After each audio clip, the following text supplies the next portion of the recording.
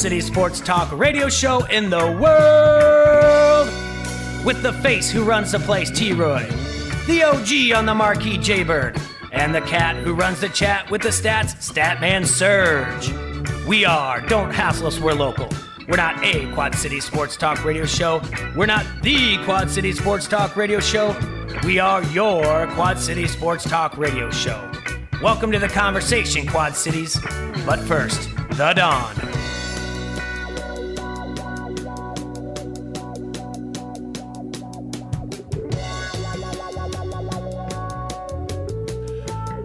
Good morning, Quad Cities. Welcome to the show. This is Don't Hassle Us. We're local on AM 1170. Thanks for tuning in, and all of you live out there in Facebook land. Thanks for watching. Wonderful weekend of basketball for our Iowa Hawkeyes. Huge win yesterday over Ohio State, and they've jumped up to number 5 in the rankings. We'll talk about that. Other than that, why, if they're really nice little thing to Tiger Woods yesterday as well. A lot of the golfers wore red and black. You went to Twitter about it. Yeah, it was cool. Said he was overwhelmed to see everybody in the support. That's pretty neat. We got a J.J. Watt news coming up. Yeah, that's right. About 10 minutes ago, he made his decision where he's going to play for the next 2 years. We've got the beginning of the Hassle bracket. Oh, yeah. I voted on that. It's looking good. I like the fact that OJ's already losing. What? Oh, yeah. Nah, I got to get in vote. I have like 4 different burner accounts. It's Buckets versus OJ. You think OJ's going to win over Buckets? Not happening. Not around here. OJ's Killed a guy, dude. And a gal. He's not winning. I'm not talking about what he did personally, but for professionally as an actor. It's going to reflect, bud. And people aren't going to vote for that. Come on. Really? Yeah, really. Oh, yeah. Man. Really? Got a drink named Murray? Really? So we've got that to do. And Jay and I are going to help out the state today. Well, we're going to do that right away. We're going to have some fun. Yeah. I mean, there's not often that something like this falls under your lap. It doesn't. And really. You get to do like this is. I didn't really think this was as big a news as it was, but apparently every single major news outlet in the Quad Cities, not the Quad Cities, in the state of Iowa, all you have to do is Google it, and all the way from Sioux City to our own Quad City Times here. Now I don't know if they're all just owned by Lee Enterprise or anything like that, but it's a headline for all of them. And a state lawmaker believes Iowa needs a new slogan. What is our current slogan? That's a great question because nobody knows. Oh, I know when you come into Iowa, it says land of silos and something. No, I think that one was a while ago. Oh, so what does it say now? Welcome to Iowa. That's it. It says. I'm glad you answered that. Asked that because I have done my research. You have? Well, not really. I mean, I did research and I highlighted some things and things to talk about. There are a total of 68 welcome signs at entry points along interstate, primary, and U.S. highways. And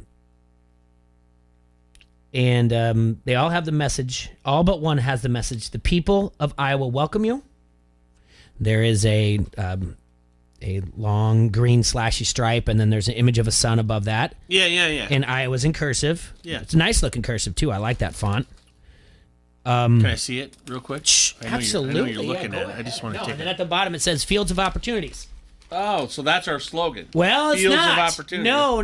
That's not? A couple things I want to share with you before we get into this. There is only one welcome sign in the state of Iowa. That says Fields of Opportunities? That does not say Fields of Opportunities. Which one's that? It is a welcome sign that you enter from US 30 going into Clinton. And it is a local generated message. And the people of Clinton really, really put some thought into this. What does it say? Are you ready for this? Yeah. I mean, you might want to write this down as a possible slogan. Let me get it. Okay. So for the you might because I asked you to brainstorm some ideas of possible slogans. The thing is, I've probably driven by the sign 100 times at least. So be prepared to be just wowed. All right, I'm ready. Okay, now the welcome to Iowa is still on it. Yeah, welcome to Iowa. The sign as you come in. Yeah. It says Clinton on the Mississippi. Done. I mean, that is I don't know what marketing firm they had to go out to that. Probably one in like San Diego, California, or probably Olympia, Washington, or I don't know, Madison Avenue, New York. That one's great. But in 1999, Vilsack had all these signs change, and it would say, the people of Iowa welcome you, fields of opportunity. 20 years is about time. In 2019, we started a new slogan, but it slowed down because I guess COVID is what they're blaming it on. I'm just curious as to why, when you drive into Clinton from Illinois, it doesn't say welcome to Stinktown. I don't. Maybe I bet you that was the first one. It should have said welcome to Stinktown. That was the first one, and then they were like, no. I mean, not. Or, if you live in Clinton, you know. Don't even deny what. And if you're listening, I'm sorry if you're offended, but you can smell Clinton before you get there. In 2019, there was a state marketing campaign that launched. She said, and this is by Stacy Hupp Ballard, the Chief Strategic Communications Officer for the State Economic Development Authority and the Iowa Finance Authority. She said the agencies view the work to refresh Iowa's welcome signs as an opportunity to renew the conversation on state slogan for Iowa. But she said, what was the one they had going? She said we had to hit the pause button because of the pandemic and look forward to picking up where we left off. Clearly, we think it's time to replace the signs, get a new, fresh slogan in there, and we thank the senator for introducing it, moving forward. Now, keep in mind, it's not like the senator is just like, she does other things outside of there, and she does say, she's like, this is not a hill that I want to die on. She's from Dyersville. Her name's Carrie Kolker. And get it? I don't want to die on. I'm from Dyersville. Yeah, I mean, she's just like, but she wanted to get the conversation going. There's a lot of people out there that say, like, there's some interesting thoughts out there to say, like, hey, we want to kind of open this up to Iowans to come up with a slogan, much like they did with the new different type of license plates. You know, they say preferably somewhere in 21. I'm sorry, I really don't want someone under 21 coming up with our state slogan. Sorry, that's just the ageist in me. You are such an ageist. It's going to be like Busch beer. No, Busch latte. That's what it would be. Yeah. Under 21, Busch latte. We like Busch latte. Yeah. So, the state slogan that they were working on that launched in 2019. You ready? That they were working on. The one that got tabled shelved. Because okay. This is the one they're working on. Oh God. All right, I'm ready. I'm writing. I got my pencil. It's 3 words. Oh dear God. 4 syllables. 5 syllables. This is Iowa. That was it. I don't know if they took it from the NBC show. I mean, if that's just it, like, hey, you're driving in. Hey, kids, you're on a road trip. You're coming from the East Coast to the West Coast. You have to go through. Hey, kids, look around. This is Iowa. You know how I know? The sign just told me. Hey, folks. Sorry, you're in Iowa. Sign out front. Should have told you.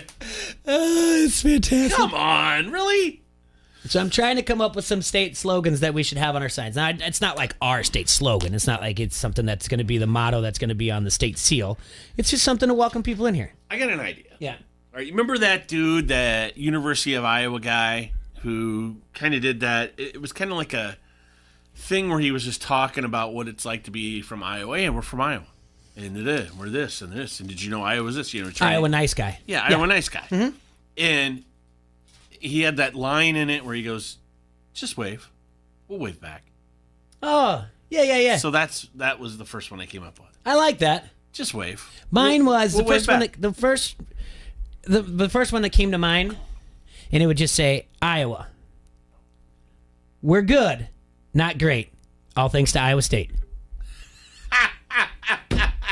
It's gonna cause problems. I don't think that one's gonna be. It's catchy. It rhymes. You know. I get it. So you're going the funny mean route. I got it. I like it. Now I came up with another one. Okay. Which is very easy, very simple. We know this from Is This Heaven? Yeah. Question mark. ... And I don't even think they even used that one in between. I think they kind of used that in 1999 with Fields of Opportunity. Okay. Because you're leaning on Fields of Dreams. Yeah, okay, all right. I think you can go back to Is This Heaven, though. I really think you can. Okay. Now, like Illinois, when you go into there, what's Illinois known as? Land of Lincoln, Land right? of Lincoln, yeah. Okay. What if we were the land of sweet corn and tenderloins? Sweet corn and tenderloins. That's not bad. I like it, too. That's not bad. All right, I got 2 not bads. Yeah, I think you're doing a good job. I like, just wave. We'll wave back. I like that. Now, what about this? What if there's no slogan at all? Mm-hmm. Okay. Now, and correct me if I'm wrong, because I'm not a big, I don't like poetry. I'm not sitting down reading books by great authors. Don't really care about that. And wasn't Grant Wood a very famous artist? from Iowa? Yes. Uh-huh. Now, correct me if I'm wrong. Wasn't it one of his paintings, like the old man, the old lady? It's called American Gothic. It was his Okay. sister and his dentist. What if that is just it? You come in, it says, welcome to Iowa, in that nice little font you like. Yeah, I do appreciate that font. And it's American Gothic. The painting, the Grant Wood painting. Yeah. That's it. It's a famous Iowan. He's obviously, that painting is very famous. What if you have like some type of fact of wherever you're coming into? So 68 different things. Like instead of Clinton on the Mississippi, it would be like Clinton, once Iowa's richest town. Or like you came on 74 and it was like Davenport. Bettendorf. Dred Scott once was here. And Davenport was like home of the sliced bread. Yeah, I was just going to say that. Yeah. Hey, that's right. All right. Grace thinks in Davenport. Grace thinks in sliced bread. Right. How do we know? We invented the sliced bread machine. We invented it. That's a lot of words. It is. But you know what else, though, is a lot of words? When they're constantly changing up those signs, those digital ones, like that say like, hey, they're witty, like wear seatbelt or don't text and drive, but they have like rhymes to it. That's distracted driving. I know you don't want to be along, but I mean, along the way, you're like, hey, kids, look at this. All right. I still think the Grant Wood, he's the guy that has all the photo, like the painting. God, I keep saying photos. I'm sorry. All the Welcome to Iowa. 99 counties. 21 of them are named after presidents. Hey, kids, did you know there's 99 counties in Iowa and 21 named presidents? Got another idea. What's that? 99 counties and a bitch ain't one. Oh, that's a good one. Yeah. 99 counties and a budget deficit ain't one.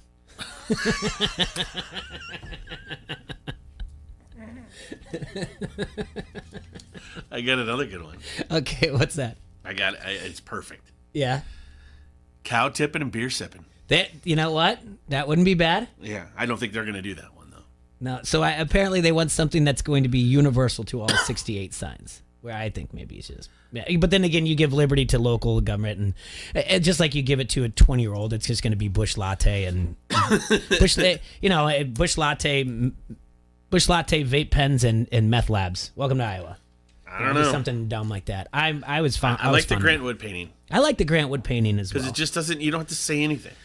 There it is. It may be like that with the just wave, we'll wave back. I don't know. Mm-hmm. Maybe a combo?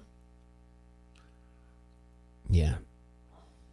I mean, seriously, like we are famous for our tenderloins. Welcome to Iowa. Like when I'm on Twitter and I see someone from like Texas saying these Iowa tenderloins are getting out of hand, and it's like a tenderloin like size of 3 plates. Welcome to Iowa. No matter where you're entering or where you're leaving, you can do it all with under 6 hours. Yeah. It's a lock. It's a lock.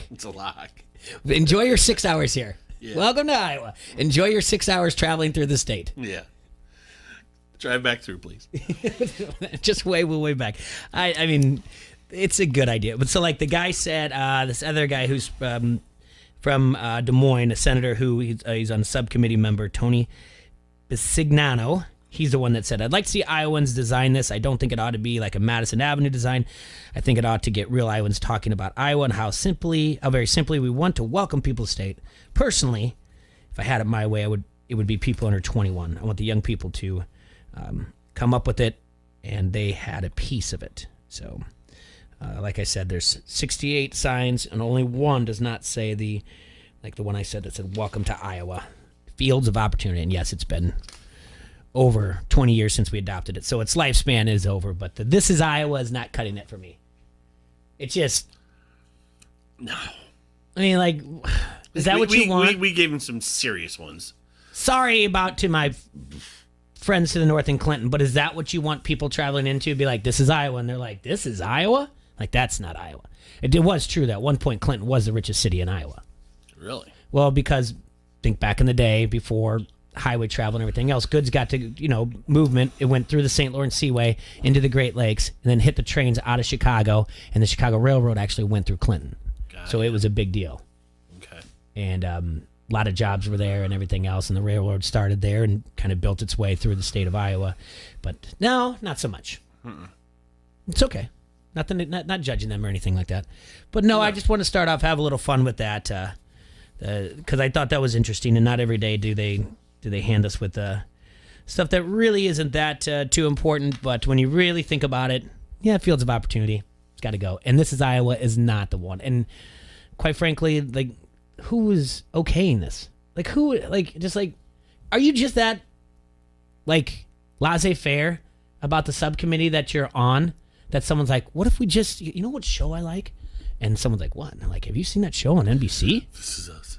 And you're like, no, what is it? Like, This Is Us. It's really good. Like, my wife and I sit down, or she says, a state senator, she could be a female, she says, my husband and I watch it every week. We cry our eyes out. We share our emotions. It really makes me feel like that those families in there, the community is like the state of Iowa. Do you like, ever so what do you watch that say show? that? Absolutely not.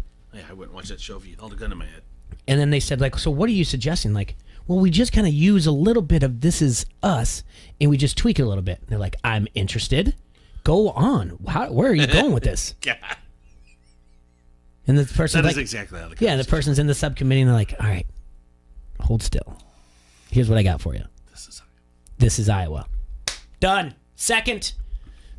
All right. You sure we don't need to table it till next meeting? No. Yeah, we don't have time. Send it to the printer. It's been 20 years. It's 2019. We got to make this happen. And why would the global pandemic stop that? Yeah. from going forward? You couldn't have a Zoom meeting over No, Jay, those are bad for you. hey, You've guys. been reading up on Twitter? What? Zoom meetings are bad for us, man. No, what? I don't know. Oh, okay. All right. But yes, we got other things to talk about. We can talk a little bit about Morikawa's victory out there. We're going to talk about J.J. Watt going to the Arizona Cardinals. Iowa basketball game yesterday against Ohio State. Big win. They're ranking possibilities of where they're going to be at in the tournament. And much, much more here on ESPN. Don't have ESPN 1170 AM. Don't hassle so local. It's March 1st, buddy. Yay. I haven't seen you since last month. How was your weekend? It was pretty good. You know, didn't do a whole lot, but, you know, got to drink a little bit on Saturday. It was fun. Yeah. Huge HOA meeting. Got everything handled. Is that what you had to pick up the burritos for? No, that was just for So that was for dinner. Did you have to table anything at the HOA meeting? Not really. No, you took care of business like whoever was the one that said this is going to be, this is Iowa. Yeah, we just took care of it. Yeah. Look, that's what a president should do of an HOA. Pretty simple, you know. Yeah. Pretty fun time. Had a Bloody Mary, you know. While talking, it's pretty fun. Yeah. You know, have a cocktail, say hey. Do you Hey, have neighbor. anyone else? Was it a Zoom or was everybody there? No, we were there. It was. Were you like, anyone else want a cocktail? And they're like, no, we're Oh good. yeah, other people had some cocktails. Oh, good. You sound like a fun president of the It HOA. was. It was like, hey, when we started, I'm like, hey, this is going. I'm like, hello, neighbors. Give a little Mr. Yeah, Rogers, you know. yeah. Yeah, you gotta be cool, man. Yeah, that's just a word out there, people out there. If you have an HOA, be like, hey, president of this HOA, he'd make sure they have Yeah. cocktails and enjoy their You know, time. I see that stuff on Twitter. We're not a bunch of Karens. We have like 3 dudes on ours. On your Yeah, 3 men and committee? 3 women, Wow. and none of us are named Karen. It's great. All right, we're going to take our first break here at ESPN 1170 AM. We'll be right back at Don't Hassle Us, We're Local. Locally owned and operated since 1934, Tri-City Equipment has been your source for restaurant equipment and value ever since. If you need anything from kitchen equipment to refrigeration, cooking, you name it, they're the place to go. If you're looking to cater an event or maybe just looking for something for your home chef, you can try them online at tricityequipment.com or stop down to 527 West 4th Street in Davenport and check out their newly remodeled 2,400 square foot showroom. Remember, they deliver to all Quad City residents and they match online pricing, so no need to go to the big box stores or anything else. Just shop local, everybody. Give them a call today, 563-322-5382. Showroom hours, 8 to 5, Monday through Friday. That's Tri-City Equipment, 527 West 4th Street in Davenport. We're streaking! We're going up through the quad to the gymnasium. There's more coming. Frank, get in the car. Everybody's doing it. You like that? You like that? Give me a hell yeah! I said give me a hell yeah! This is Julian Vandervelde, and you are listening to Don't Hassle Us, We're Local. It's tax time. Get a whole house furniture package for just $15.99 at Brady Home Furniture in Davenport. Same-day delivery. In stock now. No credit needed. 90 days, same as cash. All package items are Ashley brand. Choose a 5-piece bedroom set plus 2-piece sectional or sofa and love seat. 3-piece coffee table set and your choice of a 5-piece dining room set, all for $15.99. Limited stock. So hurry to Brady Home Furniture, 1129 Brady Street, Davenport, Iowa. That's Brady Home Furniture, Brady Street, Davenport. I'm Gus Johnson, and we're live at Casey's, where Sam has 3 minutes to prepare a large supreme pizza. Made from scratch dough. Classic move. Fresh cut veggies. Nice play. Goes for the cheese. Oh, look at those fresh shreds. It's Casey's for the win. Feed your home team delicious handmade pizza from Casey's. Now, buy any large pizza, score one for $5.99 with promo code WIN. Casey's, here for good. I'm Mary Neubauer with the Iowa Lottery. March is National Problem Gambling Awareness Month, when we highlight and remind Iowans that help is always available 24/7 here in our state. And I'm Eric Preuss with the Iowa Department of Public Health. Visit yourlifeiowa.org to learn more about problem gambling or to start the conversation with someone who cares by clicking on live chat or by calling 1-800-BETS-OFF. It's free and confidential. And it's something you can do anytime. Renewal by Anderson.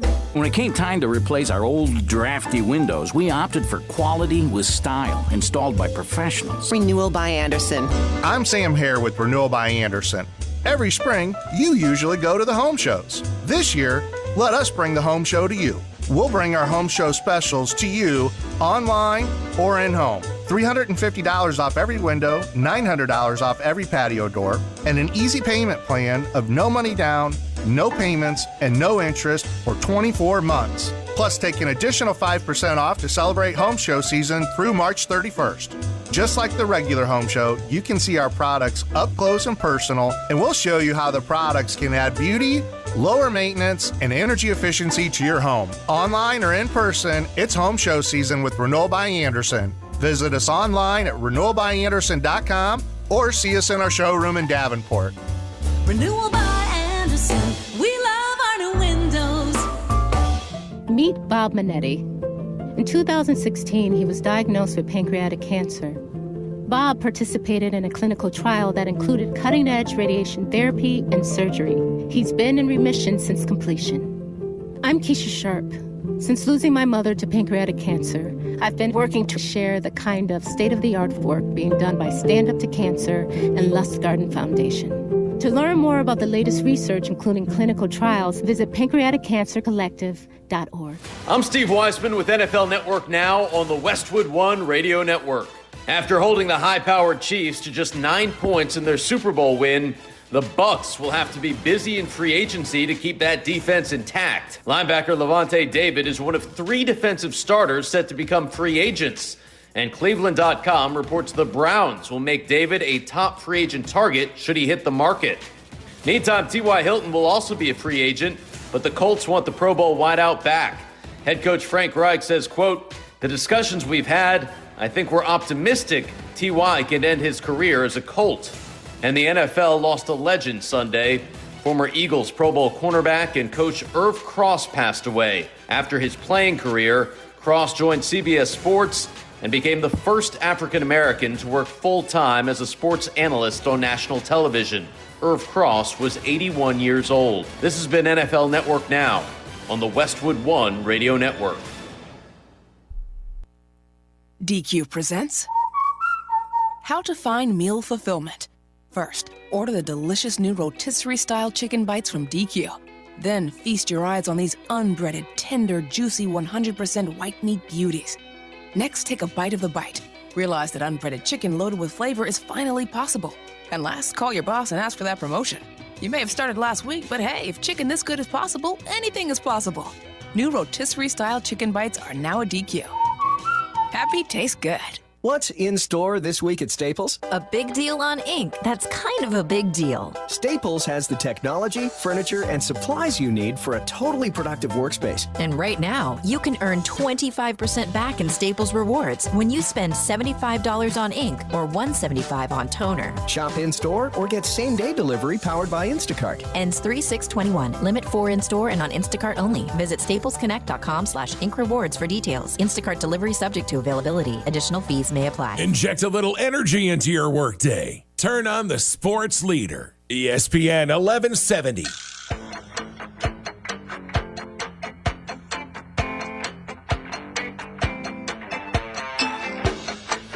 Welcome back, everybody. Thanks for tuning in to Don't Hassle So Local here today. You know, he's a very well-respected man at the ESPN studios, and I just feel like maybe it's just because I'm driving in and I listen to him. That's the majority of the time I listen to ESPN radio is either driving to the studio or driving away, but I do listen because I'm a company man. But it just seems like almost every other day there's something that comes out of Greeny's mouth that I'm just blown away by this man who's a reporter and should have a memory that's better than it is, and sometimes it makes me frustrated. All right? What did he say again? Well, here's an interview he had earlier today with he had it with Vern Lundquist.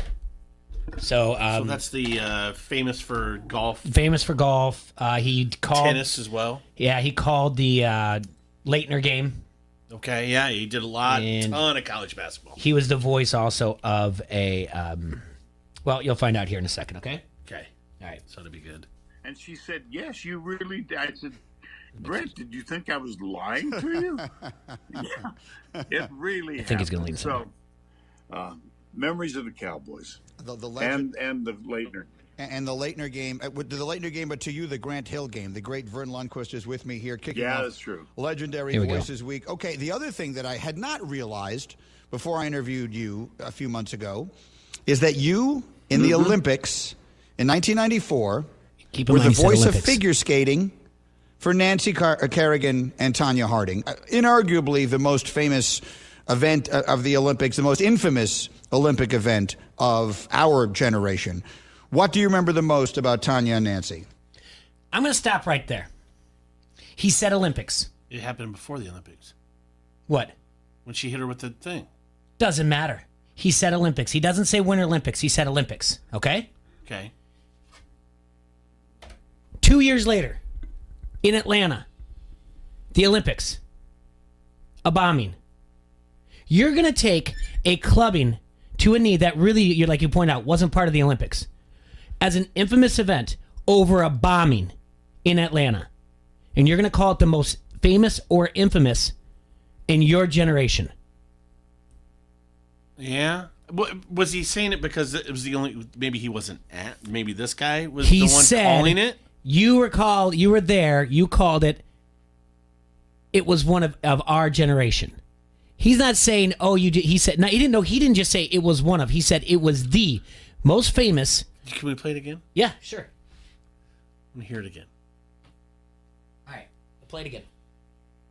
Game, but to you, the Grant Hill game. The great Vern Lundquist is with me here, kicking off. Yeah, that's true. Legendary Voices Week. Okay, the other thing that I had not realized before I interviewed you a few months ago is that you, in the Olympics in 1994, were the voice of figure skating for Nancy Kerrigan and Tanya Harding. Inarguably the most famous event of the Olympics, the most infamous Olympic event of our generation. What do you remember the most about Tanya and Nancy? Inarguably. No, it keeps going. He actually, like, hold on. I mean, he does a good job. He pisses all over it. Hold on. Well, the build-up, I guess. The incident, the injurious incident, happened to Nancy Kerrigan on January 6, 1994. Scott Hamilton, Tracy Wilson, and I, our three commentators, were guests. We were observers at the U.S. National Figure Skating Championships in Detroit. And that was the morning on which Shane Stant, this thug, at the insistence of Tanya Harding's former husband, had attacked Nancy Kerrigan, whacked her over the thigh with an iron bar in attempts to break her leg and get her unable to compete. And from that moment on, Nancy was given 6 weeks to prove she could compete. She did. They kicked Tanya off the team. She sued. She got placed back on. And the build-up, Mike, was unlike, whoops, I'm learning how to use this thing. We got it. Vern is on the FaceTime, and it's working just fine. Finger over yeah, I can't put your finger over the good. lens. No problems. Okay, the build-up was. Go ahead. Okay. But the build-up was just unbelievable and culminated, and this seems impossible to believe. Last night we watched 60 Minutes. Mm-hmm. And on 60 Minutes last night were two colleagues who were in the arena when Nancy this is what I like. and Tanya skated together in their first practice in Lillehammer. Susan Spencer and Martha Teichner. And this enormous buildup happened for 6 weeks, and then they were both cleared to compete. On the day of that practice, Connie Chung, who co-anchored the evening news with Dan Rather, prior to the practice, had flown to Portland and anchored the CBS Evening News from the ice rink where Tanya Harding was practicing. Now, let's do a little reality check on that. Gee whiz. And on the day of the practice, Scott, Tracy, and I were sitting in our little cubicle at Northern Lights Hall in Hamar. We were about 30 miles south of Lillehammer. And in the arena, there are 400 journalists, media, written guys, writers, who were given access. We were the only radio television outlet that had access to the arena. These 400 were over interviewing Nancy's two coaches, Evie and Mary Scottfold. And I looked around the ring, Scott and I did, and we counted 6 CBS correspondents and respected news team.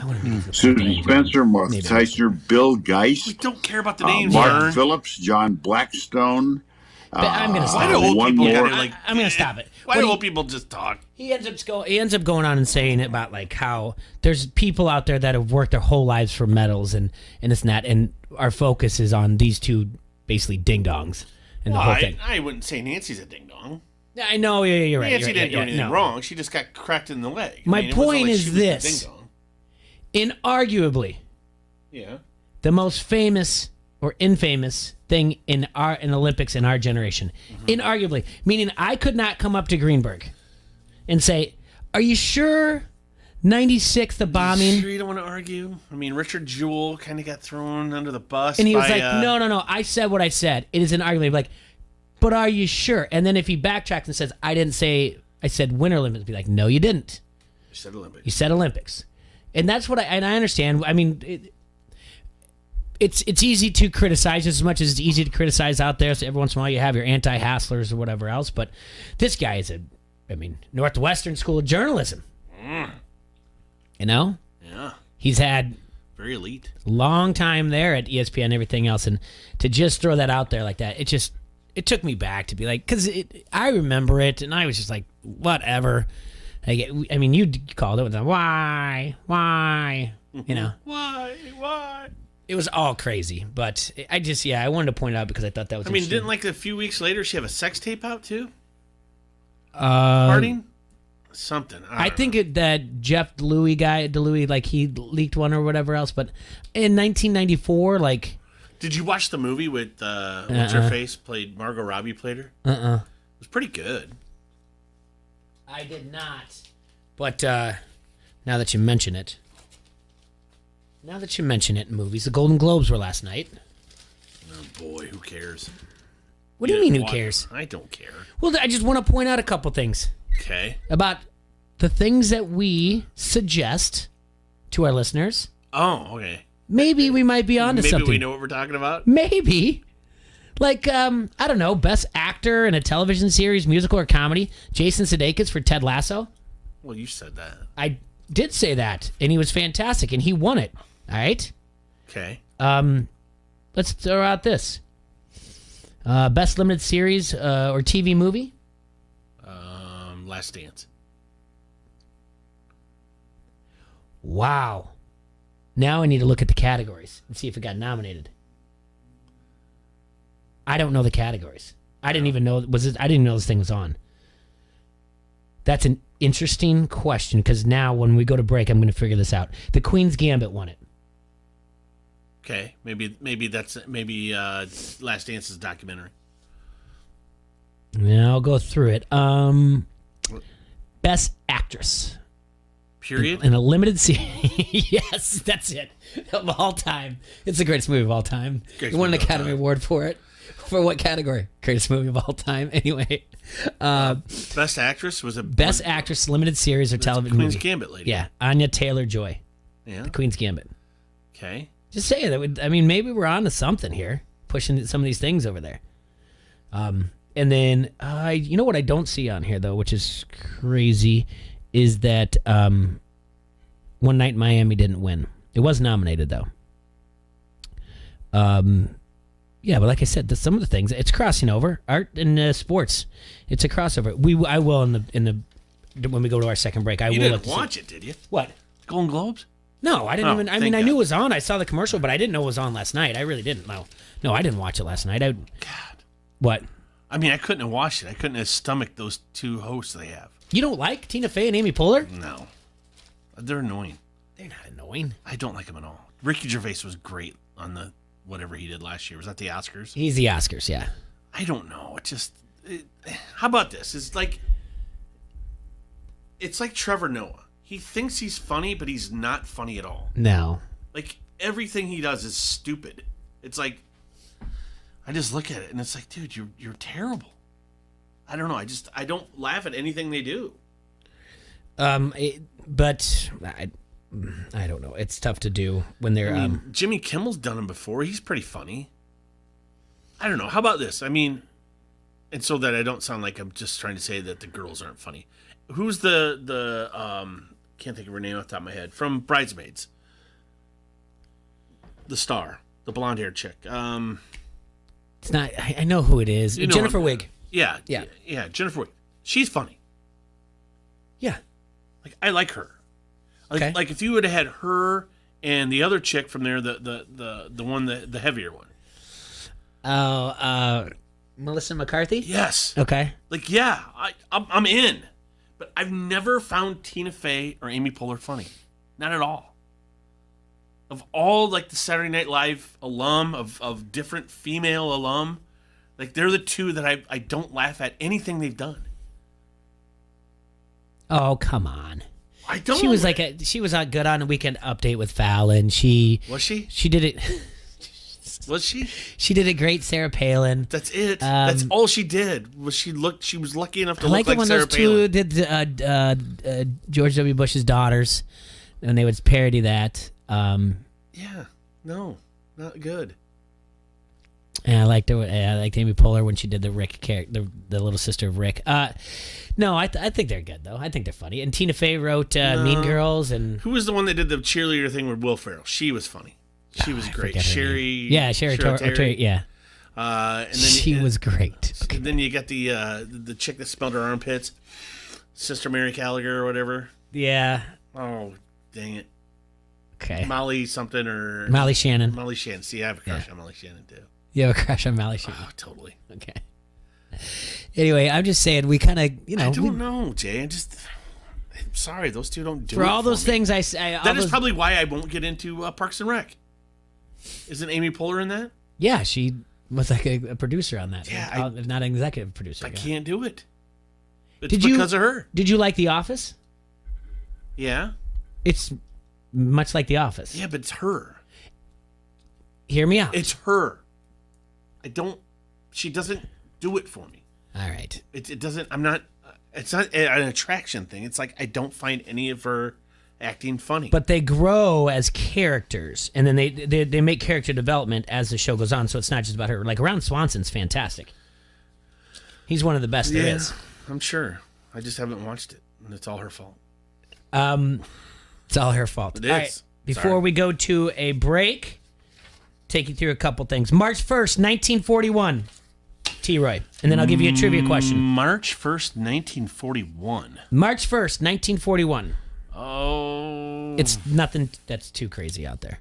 So I'll just give it to you. It has nothing to do with like Hitler or the Nazis? No. Or World War II? Mm-mm. That was Ted Williams enlisted in the military? No. I don't know. I'm lost. 80 years ago today. Does this name ring a bell to you? Elmer Layden. Elmer Layden. It does not. He was a former Notre Dame football coach and also one of its famed four horsemen.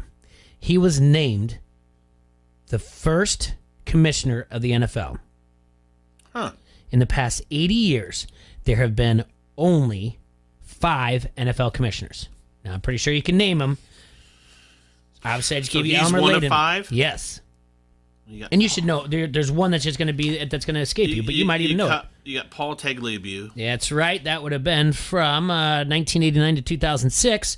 Not ironically, but Saints GM Jim Finks was the original choice to be the commissioner, but after some selection controversy surfaced, I wonder what the selection controversy surfaced. I need to look that up. I wonder if did Jim Finks get cancel cultured out of being the commissioner? We need to look that up too.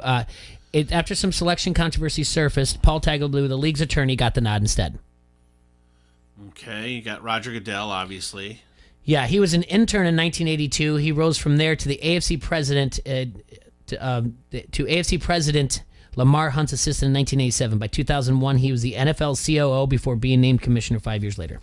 You got the guy who basically made the NFL what it is today, Pete Rozelle. Pete Rozelle, which, by the way, have you seen Al Davis versus the NFL? I think I watched a little bit of it. You will love it. Okay. I mean... But that's him and Rozelle bumping heads a lot, yeah, and right? Some of the stuff. Like, there's this... If there was almost like a thing of like a strike, and I'm not giving it justice, okay? Right. It's something to do with their players. Like, they weren't going to go greet the commissioner after they won the Super Bowl in, I believe, like 83. That's when it was. 83, 80. It was the 83 Super Bowl, yeah, because they beat the Redskins. Yeah. So 82 season, 83 Super Bowl. I believe that's right.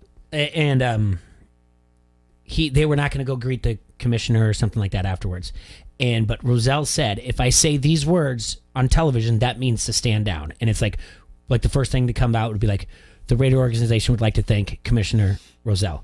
Like, they were ready to like make a stand against him and make this statement, and he had to give the okay by on air saying that. Like, little things like that will just floor you in this thing. Mm-hmm. And you learn so much. So Pete Rozelle, he instituted revenue sharing and helped turn the NFL into an American institution. By the time he resigned, the league had grown to 28 teams. And then finally... I don't know who's after this other guy. Bert Bell. Bert Bell. From 46 to 59. Bell is the one that merged the NFL. Oh, by the way, Layden, the one I brought up at the beginning, the original one, he resigned amid frustration that he wasn't forceful enough with the upstart All-American Football Conference, soon to be known as the AFC, right? AFL. And so they felt like he didn't do enough. But Bell merged the NFL and the AAFC in 1949, adding the Browns, the 49ers, the Colts, and he also coined the famous saying, on any given Sunday, any team can beat any other team. If you want to go further, you can look into an SI.com article like Why Isn't Layden in the Hall of Fame? Interesting enough, Layden's contract was for 5 years and $100,000. Goodell's current contract is for 5 years, but it's worth $200 million. And then real quick, before we go to break, Roy Williams on Saturday became the 5th Division I men's basketball coach to reach 900 wins. Mm-hmm. Doing so in just 1,161 games. Who are the other 4 coaches with 900 wins? And I'll give you a hint. We're going to break. I'll give you a hint. 2 are still active. Okay. All right. Let's take a break here. ESPN 1170 AM. Don't hassle us. We're local. We're just going to it? Oh, go ahead. I'm guessing. Okay. All right. Sorry. No, you're all right. Don't worry about it. You like that? You like that? Give me a hell yeah. I said give me a hell yeah.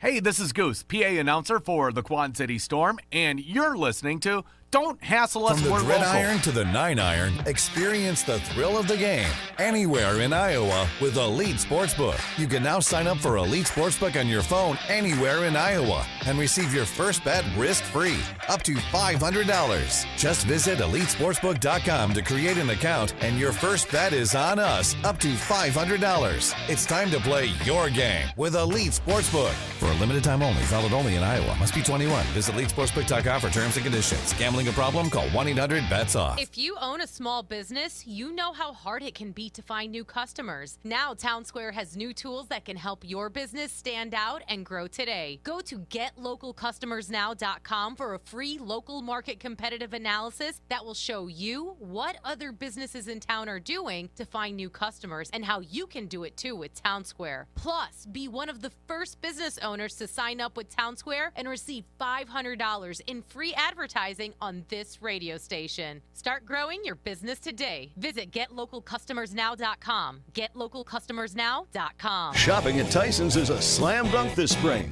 Find savings on hundreds of products both online and in-store. Show your collegiate pride and save 20% on apparel and up to $10 on select accessories. Save on a variety of name brand boots, including styles from Georgia, Rocky, Red Wing, and more. While you're at it, save 20% on insulated workwear from Key and Dickies. For these deals and more, shop in-store or online at Tysons.com. Tysons, home, farm, auto.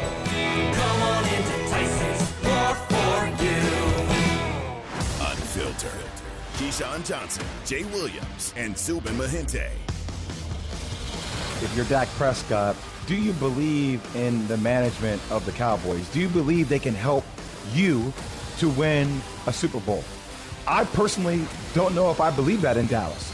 If I'm Dak, I want to hold them hostage. I not only want my money, I not only want the years I get, but if I don't get that, then franchise tag me for another year. Pay me my $38, $39 million and let my proof be on the field. I know he just had an injury, and I know that's a gamble for a guy like Dak Prescott, but then I'm thinking about, can I go to a scenario like San Francisco? Like, what's going to happen with Jimmy G? But Kyle Shanahan, that defense, that can help me win a Super Bowl a lot quicker. Can I go to a situation like a New Orleans? Drew Brees is going to retire. That defense is intact. I have weapons. I know what's there. Keyshawn, J. Will, and Zubin. Mornings on the Quad City Sports Leader, ESPN 1170. We just expanded our lot at Weber Auto Group. What's that mean for you? Now's the time to buy. Bigger selection, better deal, lower prices. Plus the Weber warranty. And every car we sell gets our 52-point inspection. So call us, visit our website, or better yet, come see us in our new showroom in Silvis. Weber Auto Group, your 5-star dealer. Mike Greenberg. Greeny. Kevin Colbert is the general manager of the Pittsburgh Steelers. Did you hear his comments about Ben Roethlisberger coming back? I mean, to call this a tepid endorsement would be an insult to tepid endorsements everywhere. I'm not a big believer in coincidences or accidents. I don't think almost anything is a coincidence, and I don't think almost anything happens by accident. Those words were purposefully chosen, and they were sending a message, a big message, to the fans and to Ben. The message to the fans is, you may not have this quarterback back next year. We are preparing you for the possibility that Ben Roethlisberger will no longer be the quarterback of the Pittsburgh Steelers going forward. And the message to Ben is exactly the same. Greeny, 9 till 11 on ESPN 1170. The following is a paid announcement. The advertiser was paid a marketing fee for a digital campaign. Please make sure to review our disclaimer on our report page. The new year is here, and the time is now to capitalize on the unprecedented boom in the U.S. markets. It's a modern-day green gold rush as millions of people using CBD for panic and anxiety are searching for a safe anti-prescription remedy to alleviate stress. This market has a combined annualized growth rate of 52% and is projected to grow over $89 billion by 2026. That's why we want to send you a free subscription to Avid Market News Trends when you text the word green to 48542. Get this red-hot intelligence delivered directly to your mobile device so you can make decisions as market conditions change. We've identified a company that could put you in a prime position to profit from this modern-day green gold rush. Find out which companies are setting the standard when you text the word green to 48542 for your free subscription to Market News Trends. Text green to 48542. We're the escape from your boss. The best sports talk lives right here every day. ESPN 1170.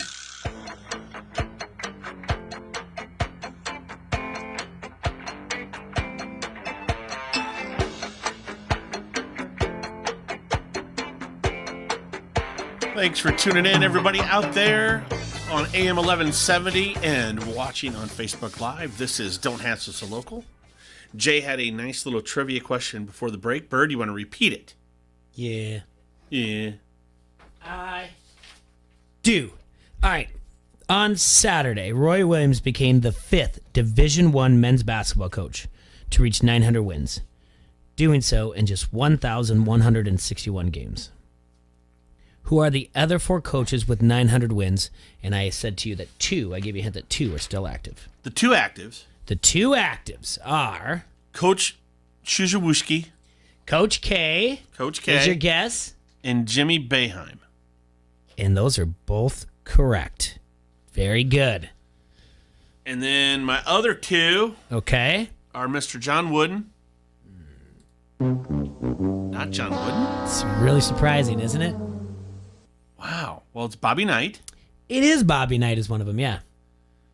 And is it Adolph Rupp? Nope. I was very far off on this as well. All right, let me think about this real quick. It wasn't John Wooden. It wasn't Adolph Rupp. It's an old guy, though, right? Yeah, he's retired, yeah. Mm-hmm. Oh, it's Dean Smith. No? It is not. I thought that as well. I did awful at this, by the way. I mean, I was terrible. I just got 3 strikes. It wasn't John Wooden? No, it was... Who was the other guy with 900 wins? Jim Calhoun. Oh, wow. Mm-hmm. Wow. Yeah, Jim Calhoun, coach of UConn. I had Dean Smith and John Wooden like that. Just like that. I thought I had it. And then I had Coach K or whatever else, but that was about it. I didn't have anything more. So. I figured Wooden was it. Huh. Well, goes to show you what I know. Jim Calhoun. Yeah. Interesting. Because he did have a hell of a run out there, though. What is this? I'm trying to look up the Jim Finks thing. It might be I have to do a little bit more research. What? Jim Finks, the guy who that there was that was supposed to take over as commissioner, but then had a little bit of trouble there. And I'll fall back on that soon. All right. Yesterday we saw that Morikawa won the WGC Workday Championship as the golfers honored Tiger. We talked about that. And best recovery at him. Morikawa finished 3 strokes clear of the rest of the field. Billy Horschel, Brooks Koepka, Victor Hovland all tied for second at 15 under. Now Morikawa has 4 PGA wins and joins Tiger Woods as the only player to win a major and the WGC before turning 25. He becomes the 7th golfer to secure 4 PGA wins before the age of 25, joining... Do you want to guess this? All right, what now? This is always fun. I'm always impressed with how good you do at this stuff too. And guys out there, I just land these things on him out of nowhere. He does not know this is coming at all when I do this. But okay, Morikawa becomes the 7th golfer to secure 4 PGA wins before the age of 25. This is basically what happy hours like with Dennis. It is. Yeah. Well, obviously it's Woods. Okay. Yes, Tiger's one of them. The 7th golfer to secure 4 PGA wins before the age of 25. So one is Tiger. Yep. So I got to come up with the other ones. Spieth? He is on there. Okay. Nicholas? Yep. Bingo. Palmer? Arnold Palmer? Nope. Okay.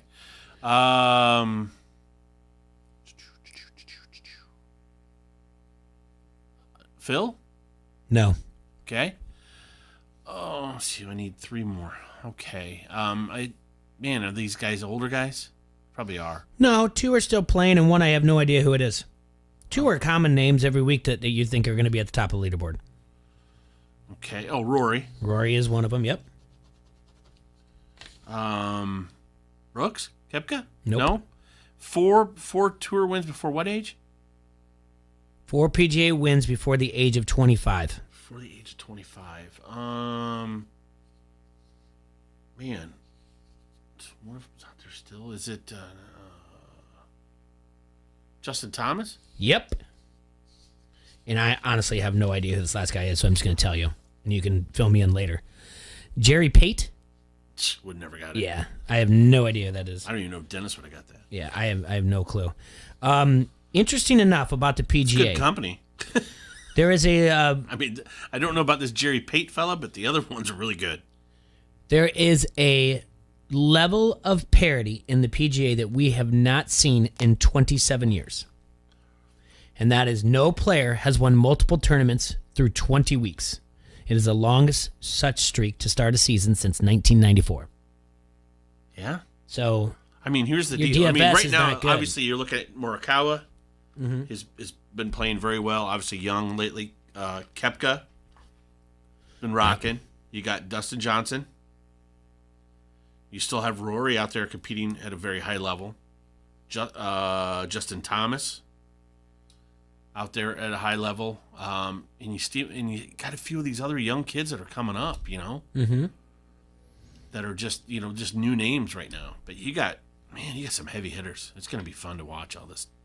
I can't wait for the Masters. I changed my pick, too. Because I had Woods down to win the Masters. Okay. I'm sticking with Brooks, Koepka. Okay. Brooks, he hasn't won the Masters yet. All right. But here's my other prediction. It's going to be him and Morikawa fighting it for the title. I'm interested. Seriously. Spring training started over the weekend. Every site opened up to about 25%. Chicago. Which one? The Cubs or the White Sox? And the White Sox, both of them. The city of Chicago. Yeah. Has allowed, and they both announced that they will both, starting opening day, both open up at 25% capacity. So Well, it's a start. You're right. It's a start. It ain't perfect, but it's a start. It's better than, what's better than 0? 1. Yep. You know what's better than 24? 25. We'll take it. Right?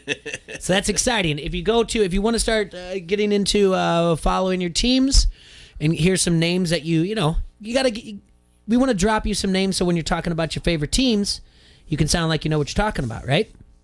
So if you would like, you can go over to cbssports.com, and they've got the one player from all 30 teams as a potential breakout candidate. The one from the Cubs we have already talked about. It's been brought up by our friends that we talked to from the Friendly Confines podcast. It's even been on the Harrington's Pub Facebook comment thread. Our friend Erickson has mentioned him as well. The one player from the Chicago Cubs as a potential breakout candidate is Nico Horner. Nico. Yeah. So what they say about Nico on CBSSports.com is it's easy to focus on what Horner can't do. That's a little bit of slugging, or what he didn't do, perform well in his rookie season. But context is said to be king for a reason, and it's not because the crown is a birthright. Horner made some under-the-hood improvements in 2020. He employed a tamer approach, resulting in a higher walk rate, a lower chase and swing rates, and he also hit the ball 2 miles per hour harder than he did during his 2019 big league stint. Those are positive signs for someone who skipped AAA after 70 AA games. Horner isn't going to develop into a star or anything, but it's too early to give up on the ghost on him becoming a solid second division regular. The White Sox, on the other hand. Second base regular, you mean? Yeah. Second division regular, meaning he's not going to be the top. Oh. The tier. But it's going to be him and Bodie battling Yeah. out for... The White Sox player to have potential to be a breakout candidate is Jimmy Cordero. Jimmy Cordero? Yeah. Sounds like a movie character. He's going to be in the bullpen. The White Sox bullpen is stacked with intriguing pitchers about to embark on their first full season. They're highlighting Cordero for a reason. Because despite his bloated ERA of 6.08 in 26 innings, it was misleading. His sinker to slider combination suppressed contact at an elite rate last season, permitting him to rank in the 96th percentile of exit velocity. But that didn't prevent him from allowing 11 hits per 9 frames. But they don't think that'll carry into the new year. So, all right. Let's give you our affiliate. River Bandits, whatever else. Yeah. The Royals, they have Jake Newberry. Sounds like a guy from Andy Griffith. Mm-hmm. He has a 93-mile-per-hour fastball that has been walloped over the past 2 seasons, but fortunately, he also has a slider that has career-high usage and very high upswing as well. So Newberry is a name to be looking for. If he can feel that slider and to get people to chase some of those things, definitely versus righties, and he can use it as a strike stealer against lefties. So there's no reason to it says no reason to start ratcheting the pitch now, but in estimation he should try chucking it even more. That leaves him. Let's see, the Brewers. Drew Rasmussen. He struck out 30% of the batters he faced last season over 12 big league appearances. There are some other. This is basically looking at statistics, but they're looking at the uptick and where it can go from there. So, but they said don't sleep on the fastball and his breaking ball. It missed all kinds of bats and limited action last year. He might start in AAA, but he'll end up down there. For the Twins, it's Sean Anderson. He more looks like about a number 4 starter, but it's very possible he could drop as far as the bullpen. So can't give you too much on him. Where's the Cardinals at? Because that's what we should probably find, right? For our Cardinal fans, there we go. Sure. Lane Thomas. Reminds me of Better Off Dead. Yeah, Lane Frost. He only got 40 plate appearances last season. The Cardinals only subtracted from their outfield over the winter, suggesting he should get more time in 2021.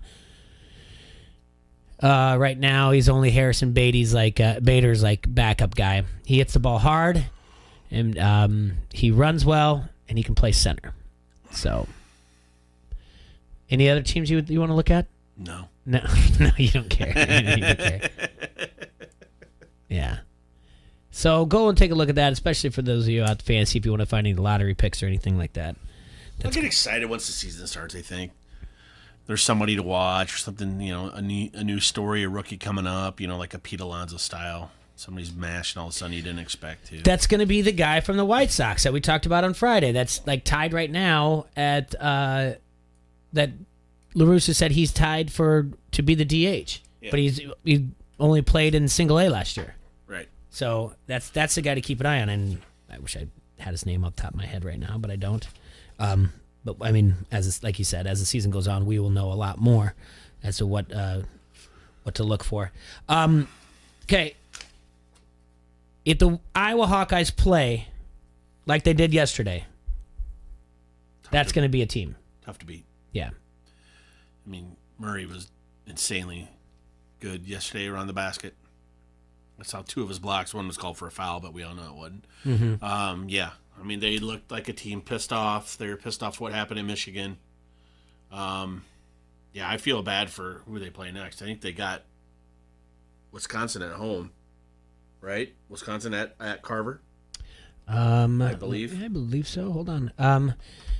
Yep, it's Nebraska. And it'll be this Thursday. At Nebraska? Nope. At Iowa? Yep. And then Wisconsin will be the final game at home, correct?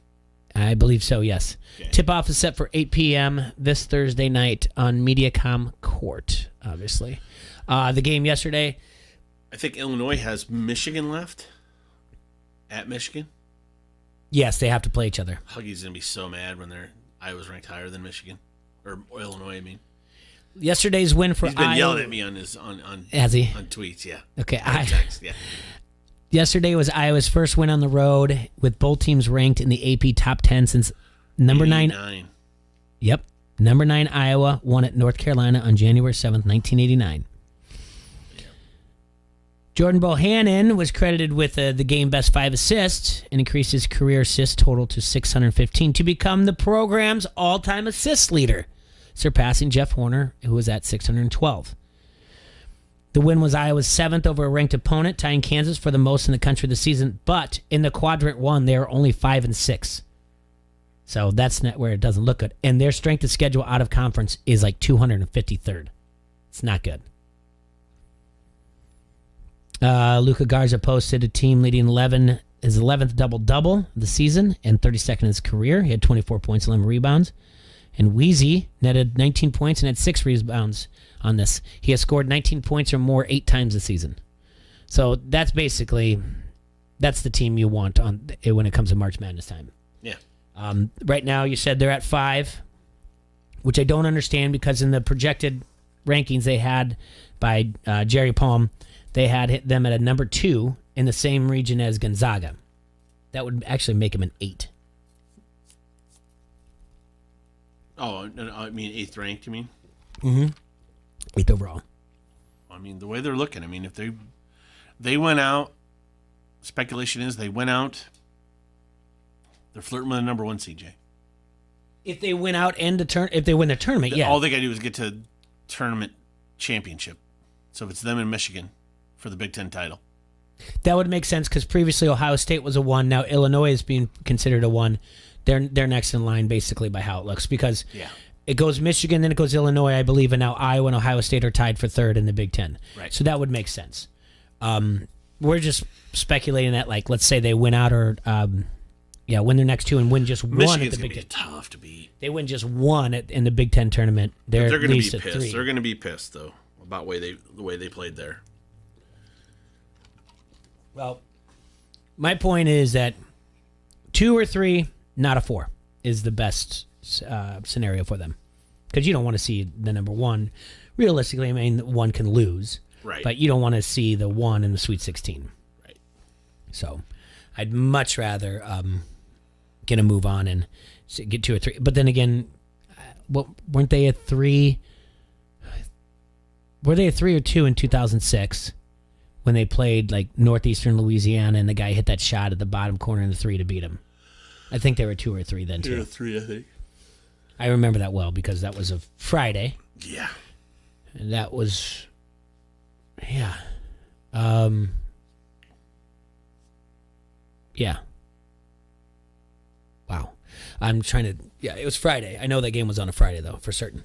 So, like I said, if that can be the team on the floor, then they'll be okay. If I'm looking at the schedule here for anything, the Zoom meeting is scheduled Tuesday, and then the coach, though, there's one post game. I think we can get Cakered in here this weekend. I mean, after Tuesday, so we'll have him on Wednesday, Thursday, or Friday to talk about the Iowa basketball team. He went to the game at Michigan the other night, but I don't know if he went to the Ohio State one. Right. So they got a new kid doing Hawkeye headquarters too. Ross's old job. They've had a kid do it. Jarek something. Jarek. What? I thought it was Nolan.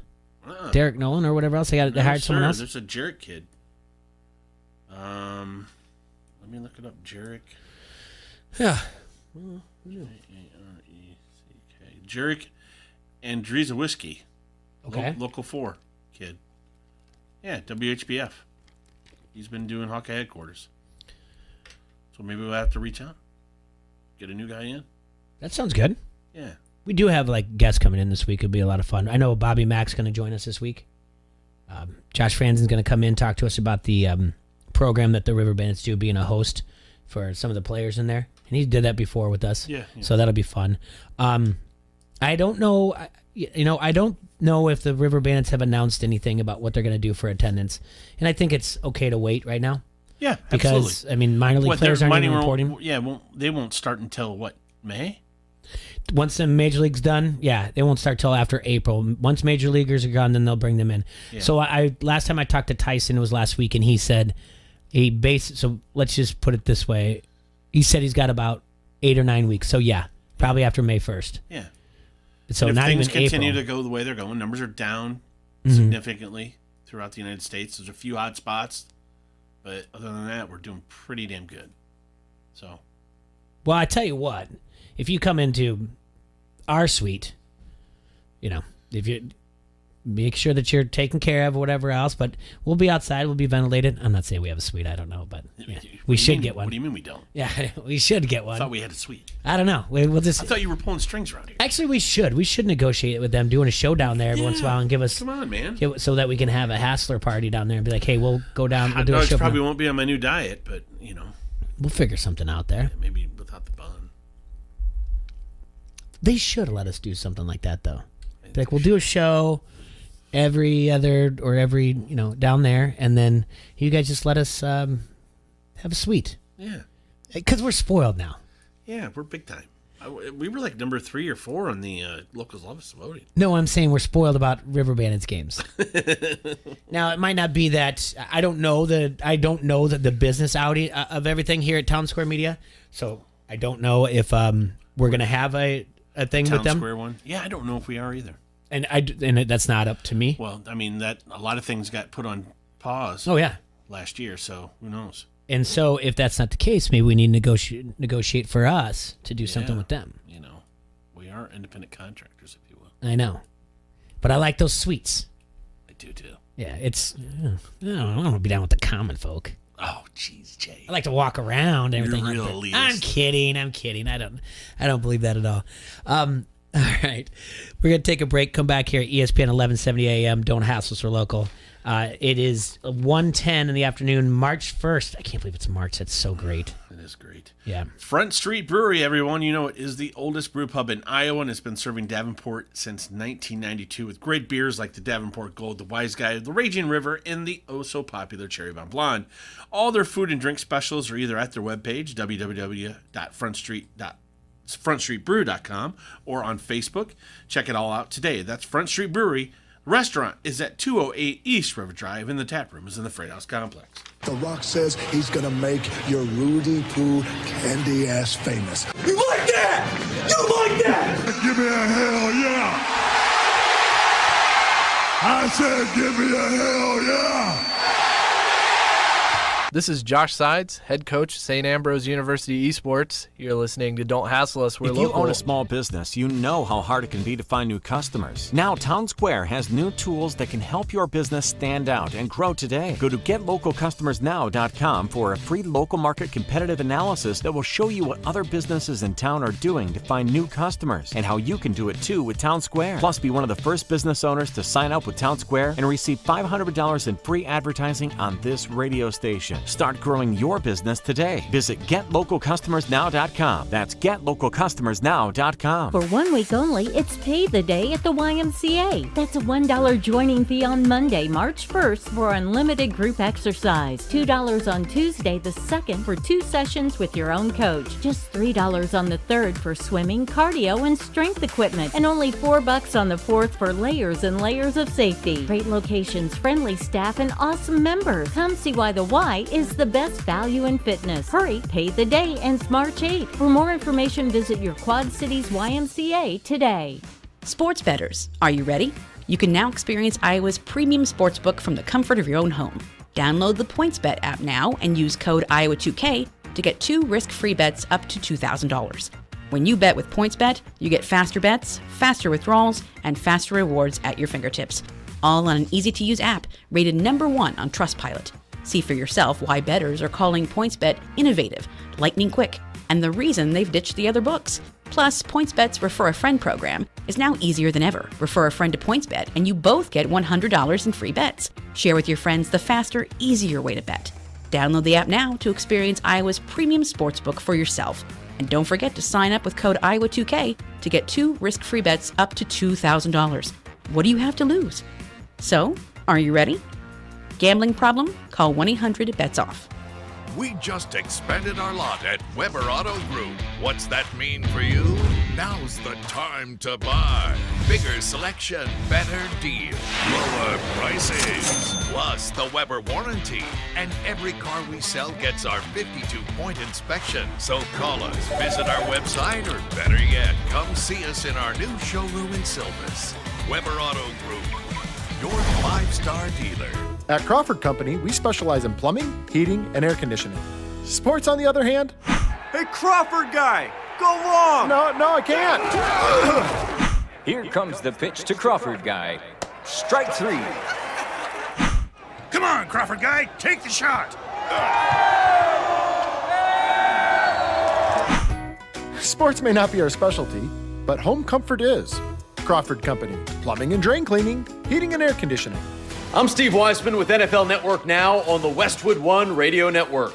After holding the high-powered Chiefs to just 9 points in their Super Bowl win, the Bucs will have to be busy in free agency to keep that defense intact. Linebacker Levante David is one of 3 defensive starters set to become free agents.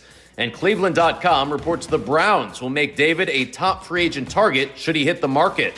Meantime, T.Y. Hilton will also be a free agent, but the Colts want the Pro Bowl wideout back. Head coach Frank Reich says, quote, "The discussions we've had, I think we're optimistic T.Y. can end his career as a Colt." And the NFL lost a legend Sunday. Former Eagles Pro Bowl cornerback and coach Irv Cross passed away. After his playing career, Cross joined CBS Sports and became the first African-American to work full-time as a sports analyst on national television. Irv Cross was 81 years old. This has been NFL Network Now on the Westwood One Radio Network. DQ presents How to Find Meal Fulfillment. First, order the delicious new rotisserie-style chicken bites from DQ. Then feast your eyes on these unbreaded, tender, juicy, 100% white meat beauties. Next, take a bite of the bite. Realize that unbreaded chicken loaded with flavor is finally possible. And last, call your boss and ask for that promotion. You may have started last week, but hey, if chicken this good is possible, anything is possible. New rotisserie-style chicken bites are now at DQ. Happy tastes good.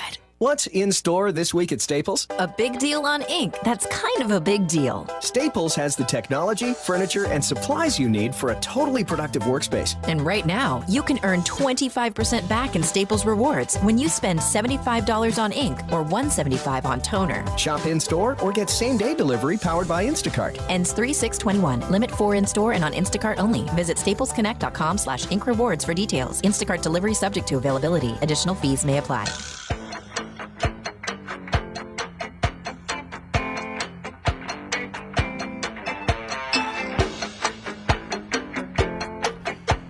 Thanks for tuning in, everybody. We're back here in the Hassle Castle for all you little Hassle maniacs out there on AM 1170 and live on Facebook.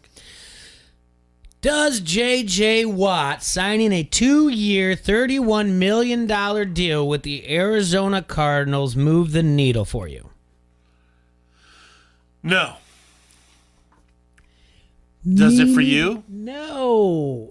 And I don't think it would have if he would have signed with any with 31 other teams. But is Kyler Murray talented? Yes. Mm-hmm. But he's like a little hamster. Yeah. He's going to get hurt. Okay. He's going to get crushed. Seattle, if they keep Russell Wilson, which they should, is still a better team, I think.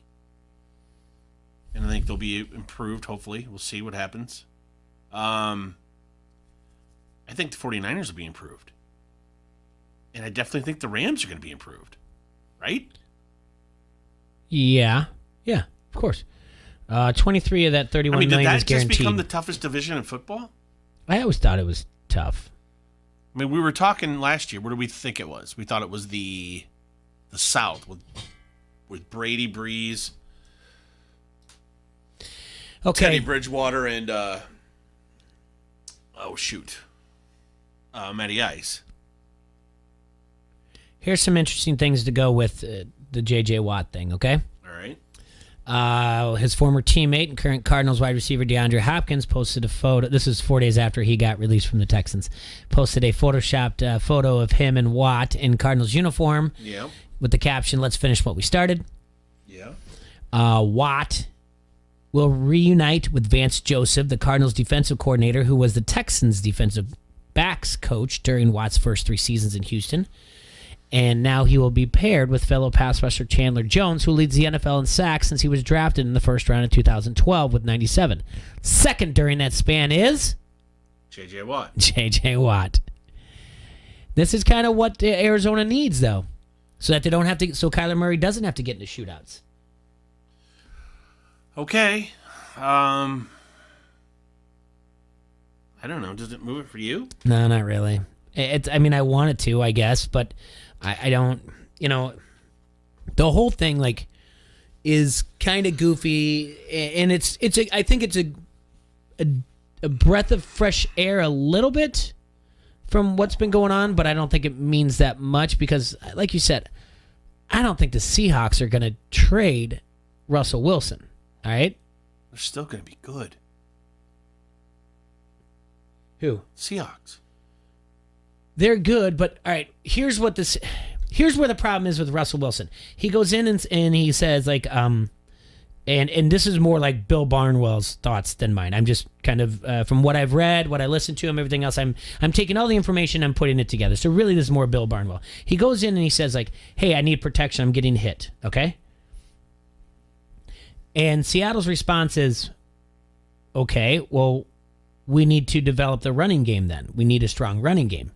And if you remember, Russell and your followers in Seattle, the whole thing was the coaches don't let him cook. Let Russell cook. You remember that, right? Mm-hmm. Let Russell cook. We don't need the running game. Who are their running backs, by the way? Chris Carson. Pretty good. Who's the other guy? Was Carlos Hyde. Carlos Hyde was there. And then they had that guy that they took in the late first, second round 2 years ago, but got hurt. There was a kid from Notre Dame. Penny? Oh, yeah. Rashad Penny. There. Are any of those guys in the top 10 in rushing? And no. You need a running game so that he can then work it out there, and obviously in the offensive line. But you don't just let him cook and not expect to get hit. Right. So it's a little bit of his fault, a little bit of theirs, and his spots of going there are a little bit suspect as well too. I mean, the Bears don't have the cap room; they can't move anybody around. The Raiders one, is Gruden going to let him? Is Gruden going to let Russell cook? Or is Gruden going to say, you got to do it my way? Back there. But is he going to say you have to do it my way, or is he going to let Russell cook? I don't know. We'll probably let him cook a little bit, but you got Josh Jacobs. I mean, you have options there. So where else did he say he wanted to go? Dallas. He did? Yeah.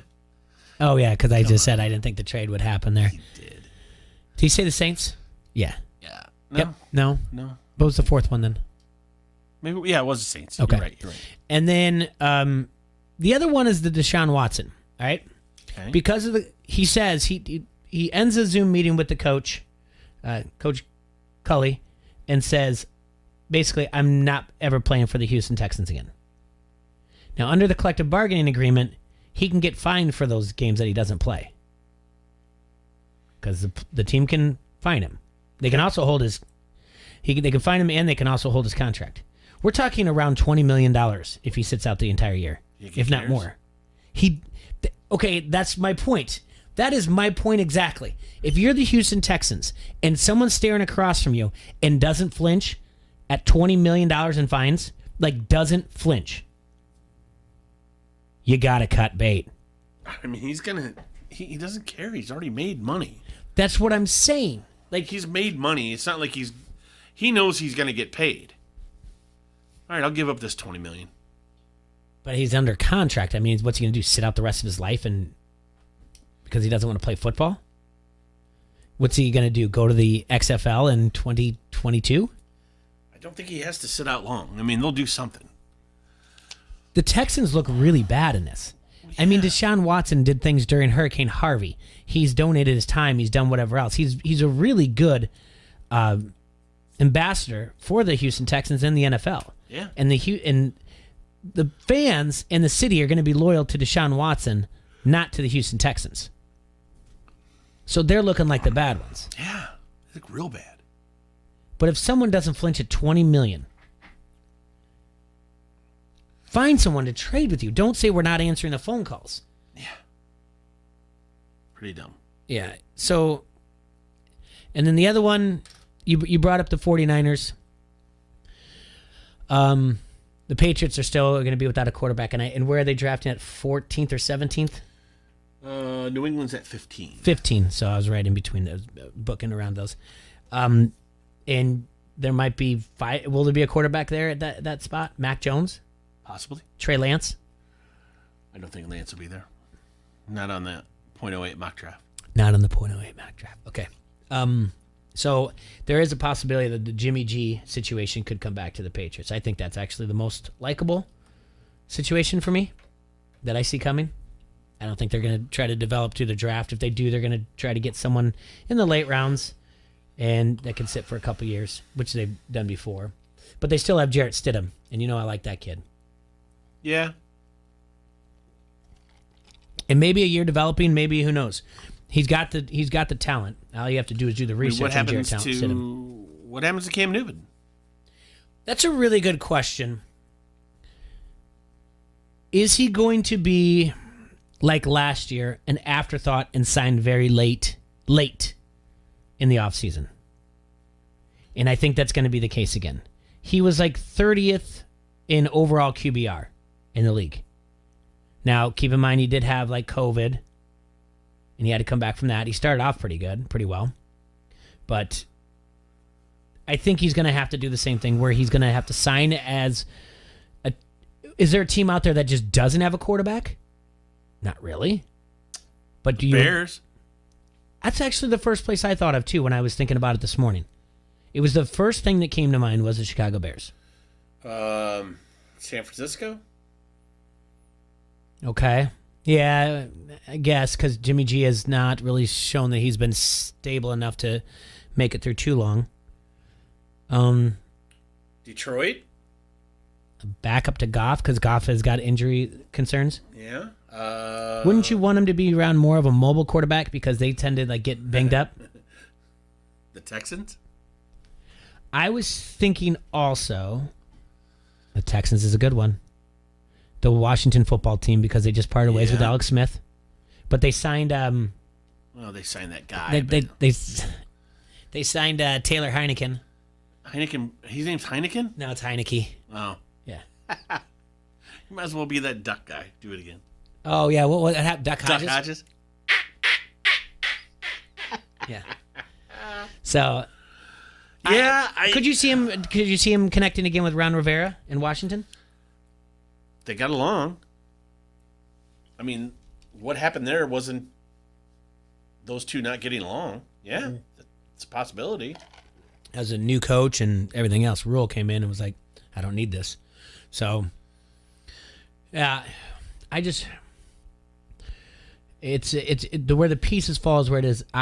Going back to what I said, though, if a man is not flinching at $20 million, you just got to move on. You've got to do your research on this guy who's the vice president or now the president of operations who's running the thing at down in Houston. This guy's name's Jack Easterby. Yeah. He came up, started as the team chaplain.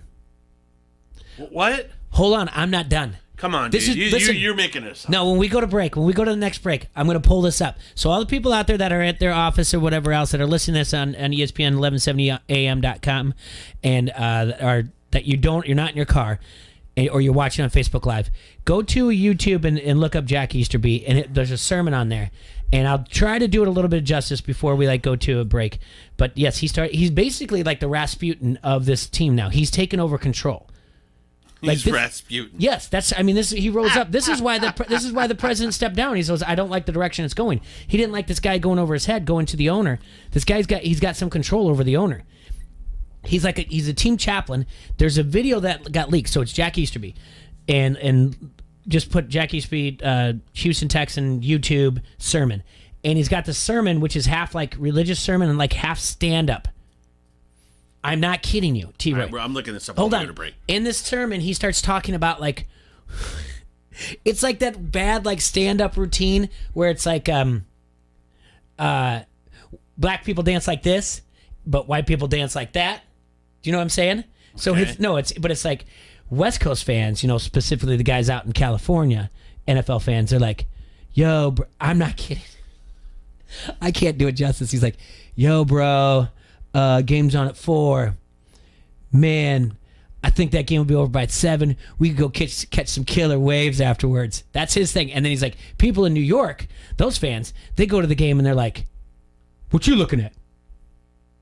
No, man, what you looking at? I'm not kidding you. You're going to die. I don't even know if we have enough time when we go to break or whatever. Dear God. This is what this guy is. And now he's in charge. It's on YouTube? Yes. And if you ask yourself, what's wrong with the Houston Texans?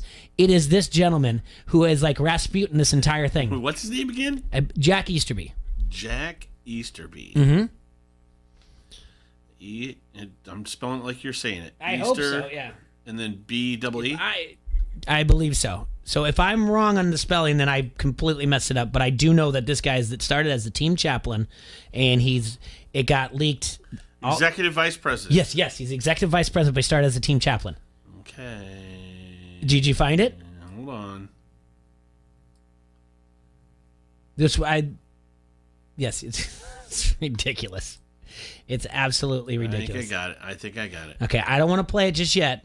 I want you to watch it. All right, I'll watch it. We're going to go to break, right? We're going to go to break because I want you to look at it and digest this. Yeah, and make sure. And then if there's a certain part that we can play, then I want to play it for the listeners out there. Okay? Oh dear Christ! So I don't want to, without listening to the whole thing, I don't want there to be a part where it's that there's any type of swearing or anything like that. So. Okay. All right, so we'll take a break real quick here at ESPN 1170 AM. We'll get that fired up for you guys. The Rock says he's going to make your Rudy Poo candy ass famous. You like that? You like that? Give me a hell yeah. I said give me a hell yeah. This is Randall, the QC hot dog guy. You're listening to Don't Hassle Us, We're Local. Hey, I'm Andy. If you don't know me, it's probably because I'm not famous.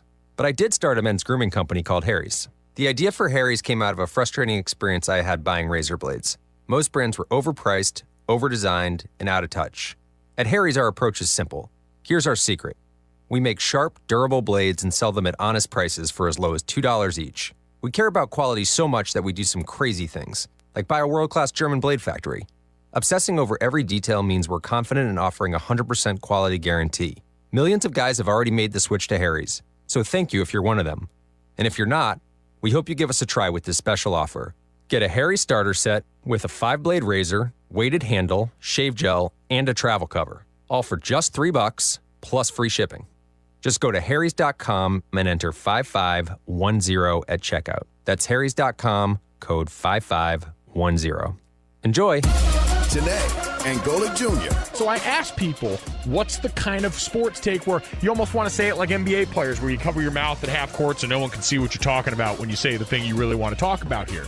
It's not slander to point out it's difficult for any one player to carry a basketball team right now. And saying that Steph Curry by himself is not capable of carrying a basketball team to championship heights, I don't think it's a slight. It's just a reality of how difficult it is to find the LeBron James caliber players who can drag a team by himself to a finals. If you look at the situation, the reality is give him some more time. I agree with you. One player, it's going to be hard to lead a team. Giannis learned that last year. But now I feel like you have to give some time. He finally got Draymond Green back. He's going to get better shooting. And then, yeah, you shouldn't just put the cap on Steph Curry because all that conversation was a straight-up cap. Janae and Gola Jr. 306 on the Quad City Sports Leader, ESPN 1170. It's the safest way to get your taxes done this year. AmeriFile's new drive-through tax window. AmeriFile's tax offices in Moline and Davenport are fully opened with convenient and safe drive-through tax prep windows. Just like a bank, you drive up with your tax documents, stay in your car, and with no human contact, your taxes are prepared safely with the maximum refund possible. With over 35 years of experience, AmeriFile staff handles any tax situation, and AmeriFile gives you deep discounts if you used H&R Block, TurboTax, or recently closed AARP or Martin Luther King Center last year. Just go to AmeriFile.com today. AmeriFile has the best tax prep deal in town. Your taxes prepared safely and for half of the price of the other guys, plus get free Chick-fil-A. AmeriFile can handle any tax situation, from W-2s and earned income credit to more complex taxes like itemized deductions, small business, and more. Schedule your tax appointment today for our drive-through window or in person. Go to AmeriFile.com or call AmeriFile in Moline or Davenport today. Oh man, here we go again. Up early, feed the dog, out the door, traffic, at the office, boss in some kind of mood today, no time for lunch, annoying coworker, no time to relax, bedtime. Then we gotta do it all again. No way. Because the best way to break up the mundane every day is to play at Wild Rose Casino and Resort. Slots, tables, sports, and a whole lot of perks when you join and play with your Club Wild card. So, let's play. Wild Rose Casino and Resort, Clinton. Today, Angola Jr. So I asked people, what's the kind of sports take where you almost want to say it like NBA players, where you cover your mouth at half court so no one can see what you're talking about when you say the thing you really want to talk about here? It's not slander to point out it's difficult for any one player to carry a basketball team right now. And saying that Steph Curry by himself is not capable of carrying a basketball team to championship heights, I don't think it's a slight. It's just a reality of how difficult it is to find the LeBron James caliber players who can drag a team by himself to a finals. If you look at the situation, the reality is give him some more time. I agree with you. One player, it's going to be hard to lead a team. Giannis learned that last year. But now I feel like you have to give some time. He finally got Draymond Green back. He's going to get better shooting.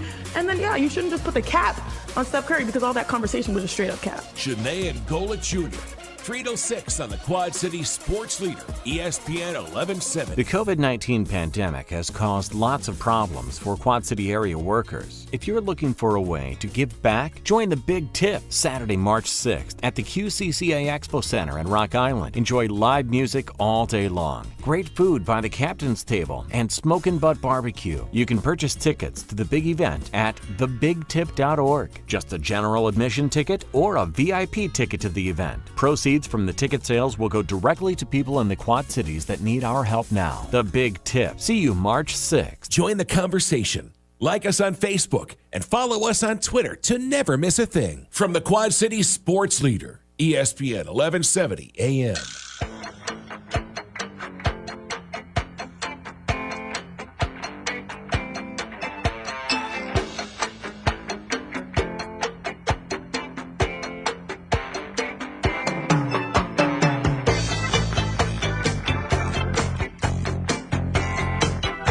Thanks for tuning in. Welcome back to Don't Hassle Us, our local here on AM 1170. Jay and I had a very interesting listen while we were on break to, what's his name, Easterby? Jack Easterby. He's a man of God. How's that? Sure he is. Well, he's at some church event. He's at a church event, and before he says, before I get into the Word of Christ, he goes off and he does. Do you like still have Jason. that link? Oh, I get it. Will you just send it to me? Okay. Yeah, just send it to me, and that way we can share it a little bit later. But yeah, he says in his thing, before I go, share. Look at that. Do you want it via text? I'll do it. Yeah, I want it via text. I would appreciate that. Not via Twitter or anything like that. Well, I'm get just our learning. Snapchat. I'm just learning these things. Yeah. Today. Look at that. There you go. Internet. Look at the world we live in. Look at me. Yeah, it's so crazy. I learned something today. There you go. So, what do you mean? Like, you just learned something how to share? I don't know. I've never done that one before on that. I mean, but there's two guys. They have a sports show of some sort, so they're kind of. It's them making fun of it. No. See, you're making fun of me, and you can't even run your computer. No, don't start that though. I'm sure you're just like. You're just sitting there saying, like, I've never done this before. I'm like, yeah, sure. That's what she said. I have never shared a Google video before. How about that? Okay. Or whatever it is I'm on. All right. Let's go on again here and go back. So this, well,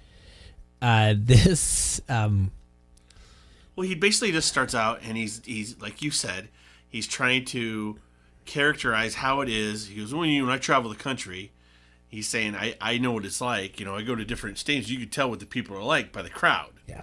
So instantly, the California is a beach dude. I told you this is like the worst stand-up ever. Dude.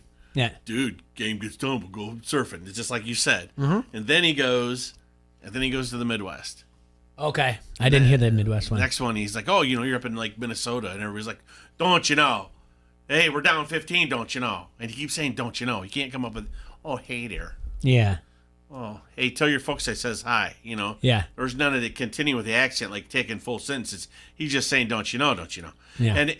And come up with a different saying, Yep. For Craig Pete.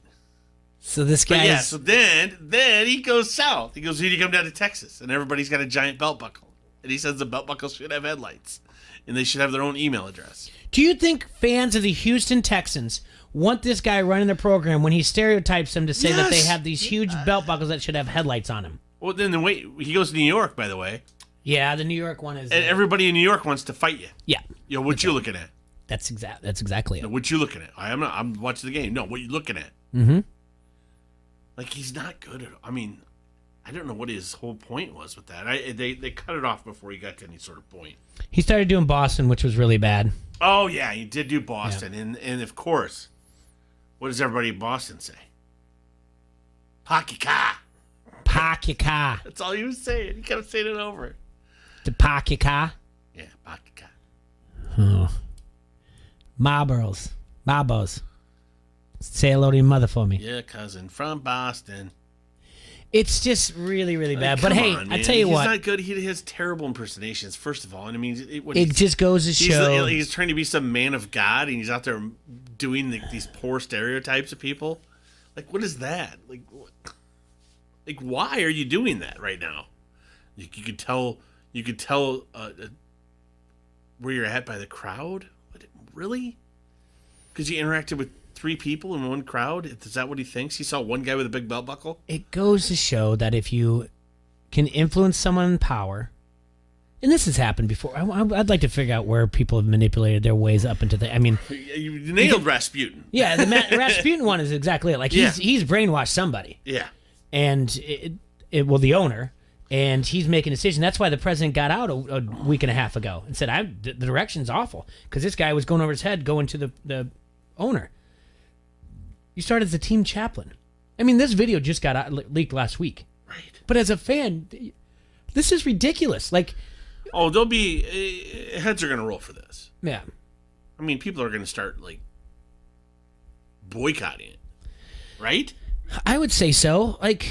I mean, of all the crap that people cancel culture on, and they're not canceling this idiot, you know what I'm getting at? Well, like, seriously, like, of all the stuff that people get worked up about, this guy's like, but he's making fun of white people, so it's okay. Is he? I think so. Sorry, the New York Last accent. I checked, I've met many people from Texas that they're not all just white. Same thing in California. I don't know.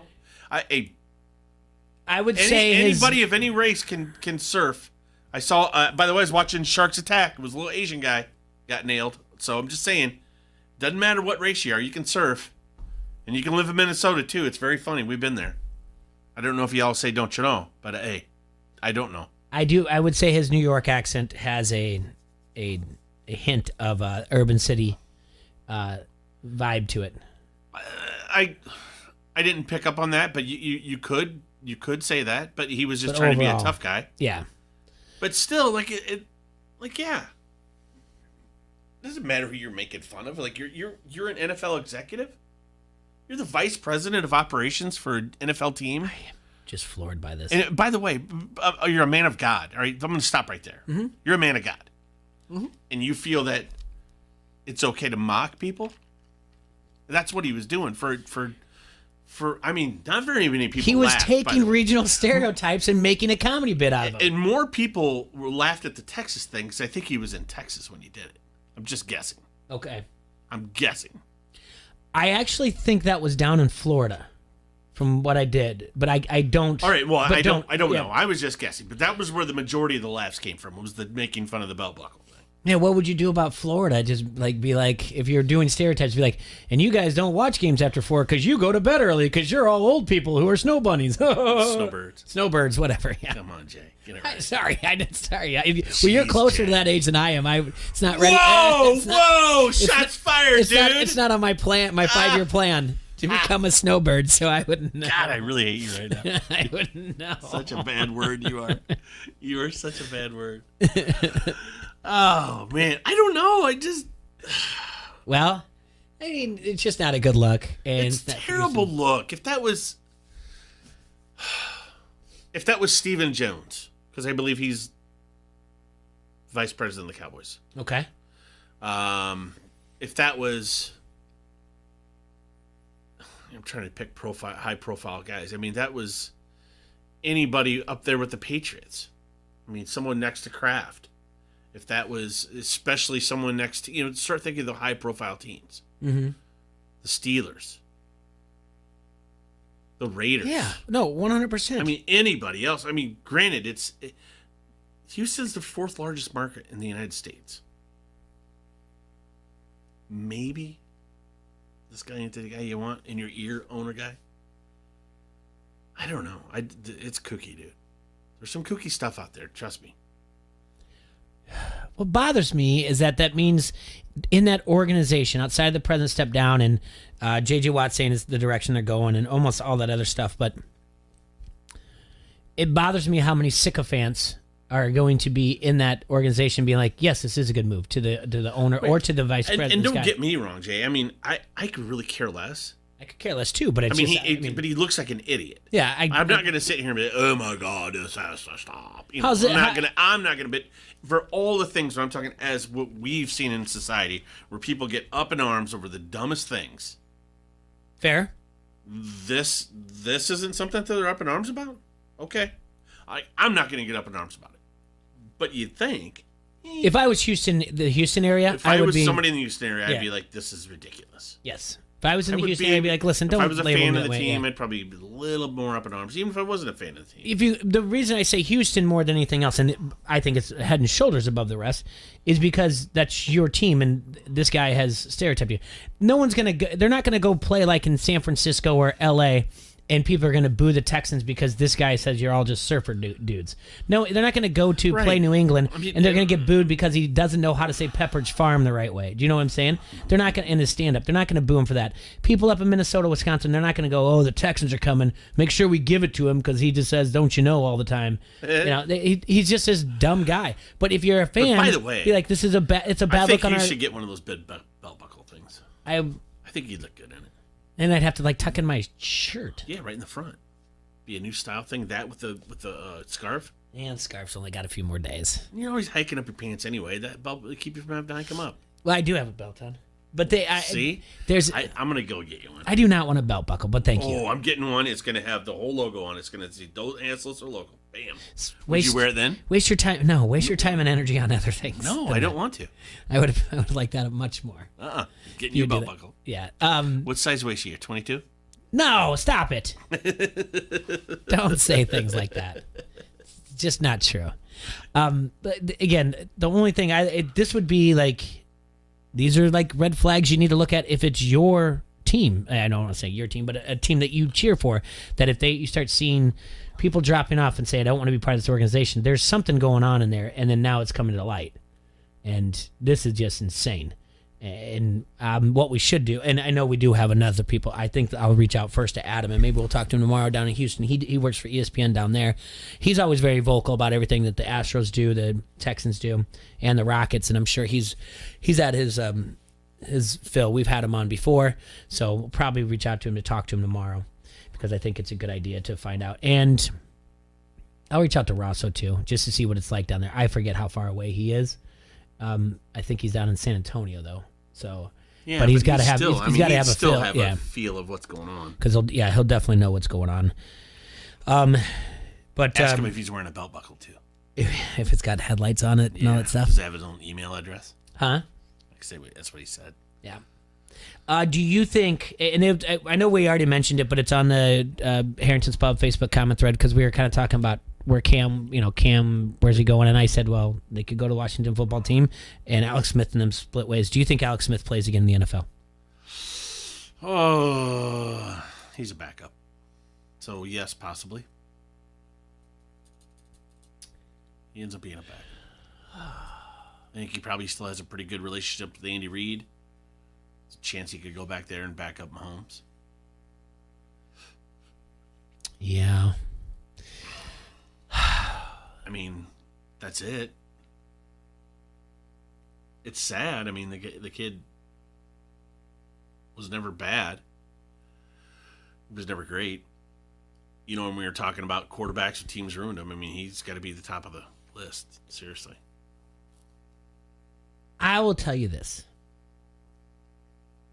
He probably will end at an NFL team. That's probably what he wants. Do I want to see that? Doesn't really matter what I want to see. I just don't want to see the young man get hurt again. Right. And you're cringing every time he drops back for a pass. But you have a warrior on your hands. You have someone that has had multiple bosses, knows how to handle those relationships. He's the type of guy that could be an up-and-comer through a front office, but he's got to start a little bit lower and work his way up there. Yeah. He could end up being like Lynch, the GM of the 49ers. Like, that's someone that you want. Someone who can change with the front office because he's had multiple, leadership. And he's had to take on multiple leadership roles, from a starting quarterback to a backup to, everything else. And obviously, he knows how to persevere in times. I don't want this to be the last that I hear of Alex Smith. I think this is a type of front office guy that you should look into getting. That's all. You're right. I think he has younger kids too, right? So maybe it's a situation where, I think he has kids that, they're like preteen. I don't know. Maybe he just wants to fade away. But the paycheck, he's still going to make some money. He doesn't want to fade away. He wants to keep playing. He'll still get, $3-4 million a year to play as a backup? Let's see here. And the Texans released Duke Johnson. That was over the weekend. Yeah, that was over the weekend. Where is it at? Who do the Texans have right now? Will Fuller's gone, correct? They're not re-signing Will.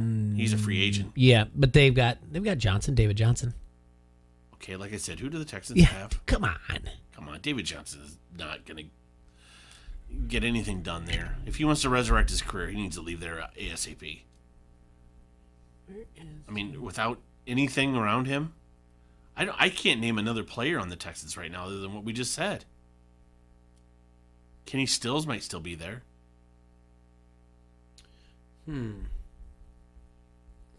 Seriously, in the span of 12 months, the Houston Texans have become the worst team to play on in the NFL. Yes. Laughing stock. Worse than the Jets. You look at the Jets now, the Jets have hope.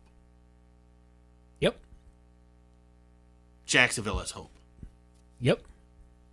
We watched the demise start last year, 12 months ago, when they started. I called it. O'Brien started. You were the one calling it out beforehand, but O'Brien was just getting rid of things, making terrible trades. Might have been a little over 12 months. But let's just say year and a half to get it right. But a year and a half ago, they started trading away, getting people for draft picks or whatever else. How is it that we all know that Alex Smith and the Washington football team are splitting up, but there's nothing on ESPN? How long are they waiting for this to be confirmed? Because it doesn't matter to them. It's not a big story. It's not going to get clicks, bud. Well, they have to have beat writers or whatever else. It's still on there. It should be on there. But you're absolutely right. And I'm struggling right now for. Who's worse? Johnson. Even if you want to make fun of Detroit has never been as bad as what Houston is right now. Bears fans get critical of the Bears. They still have some promising players on both sides of the ball. Think about it. Oh, I thought it about was a rapid decline. Yeah, it started with trading away DeAndre Hopkins. Right. Why? That was the dumbest thing. And they trade away draft picks for linemen. God, if I could think of his name, because I'm struggling with the players on the Houston Texans, and they're worse. They're worse than when people used to make fun of the Browns. When the Browns were 0-0 and whatever, 1-15. Well, I also think on top, but as far as the Browns go, you could make fun of their coach, or the Bengals, you could make fun of their coach, but you would never make fun of their vice president of player operations. I don't know. The Browns are pretty bad. Their front office. Oh yeah, the Browns. That's what I'm saying. The Browns is that Jimmy Haslett or whatever. I know that he's the guy that owns all the Flying J's and the pilots. Oh really? Yeah. Oh, they had a huge scandal. Kind of might have heard about it. They were embezzling money from their clients. That's a big thing. Yeah, that's never good. Yeah, Huh. He was in some hot water. I think some people took the fall for him, but we'll see how that goes. But as owners go, he is one of the more douchier bag ones. All right, looking forward to the rest of the week. We're going to have on,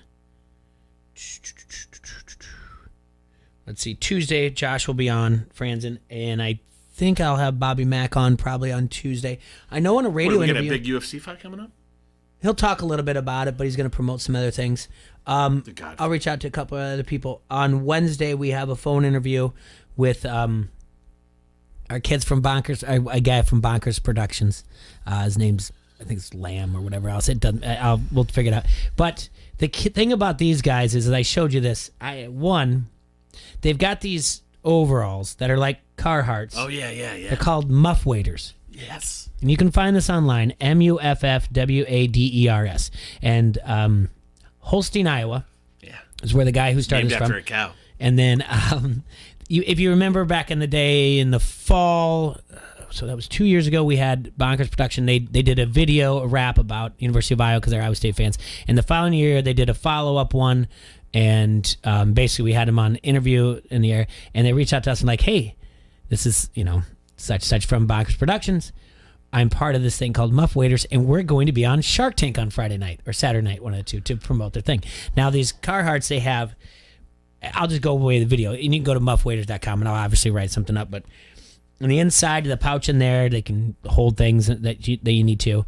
There was a thing around your waist that you could hold up to a 6-pack, right? Yeah, you had a zipper in the front for it had a cooler for a 6-pack of beer. Yeah. On the side, you could keep a fifth of a bottle, whatever you wanted. Yeah, fifth of whiskey. Yeah, that got over there. But up front, you had your phone. Yeah, this you is could for put, your phone, your wallet, and everything in the inside of the and front. your tin. And your tin chew. And then over here, there was a cup holder, like basically like a koozie, but it hooked to right here, but it also was a bottle opener. Yeah, a bottle opener right here in your chest that also had a thing that you could. They had self-made koozies that the koozie would attach to it. So I don't know so what. You could be hands-free. Can you imagine what these 4 Shark Tank people are going to be talking to these guys from Holstein, Iowa that are just what it's like? I mean, if we started off the show like, how do we describe Iowa? And then these guys are walking in with, they're looking at Mark Cuban and Mr. Wonderful, like, you can put your tin right here. Yeah. They're like, what? What tin? Like, who walks around with Jack Honey on the side of their pants? Everybody. What do you mean? Everybody in Iowa. So we're going to talk to him on Wednesday. So anybody that's trying to hide their booze. That's right. So we've got a lot coming up and a lot of more fun to be had on the show. I want to appreciate everyone for tuning in here. March Madness is going to be right around the corner, faster than you guys can even think. And the weather is going to approach the type of weather where you can be outside, jog. It was nice seeing a lot of people outside yesterday walking and doing things, and on Saturday as well. The only thing I do tell you this, folks, before I let you go, this is a PSA. I walked back and forth to the fridge a lot. This is a PSA for you. Yeah. Just because that snow is melting, and just because the temperature is above 50, does not mean you need to wake up in the morning, stretch, yawn. What are you doing, a Snoop Dogg song? No, check the temperature. See that it's over 50 for the first time of the calendar year in 2021, and think, you know what I'm going to do today? I'm going to drive like a butthole. You do not need to do that, because Saturday there was a lot of you out there. Roughly around 88% of the drivers in the Quad Cities were on my list. Oh, yeah? Yeah. You weren't having it? I was not having it at all. So, anyway, you guys... I'm glad you got over it. Well, it sounds like it, doesn't it? No, it doesn't. Yeah. But, no, I'm looking forward to the weather warming up, and I'm sure everybody else is as well. I think this is the last couple days. I think this gets up to like 38 today, and then tomorrow it's going to be in the high 40s.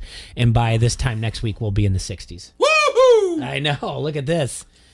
Stop it, Bird. I know. Don't tell me that. Does that mean that we're going to be really hot and sunny for the St. Patrick's Day celebration we're having at Harrington's Pub on the 13th? I'm glad you're having a Harrington's Pub celebration on the 13th. This March is all full of things. Before we go to break, look at that. We've got Harrington's Pub celebration the 13th, and it'll carry right through the 17th. We're going to get right into that, too. Can't not wait. I think, well, we are. We're going to have a WrestleMania watch party at Pints at the end of the month. What? Yeah. We have that nice new TV at Pints. Yeah, but what's going to be on it? What's going to be on it? Yeah. Well, we'll have to wait to give you the rundown for that, but that's coming up as well. And we've got March Madness, and at our fine establishments, like make time to watch the March Madness at Oscars and Harrington's and Pints as well. But there's a lot going on this month. And the other news is, buddy, there will be a St. Patrick's Day parade.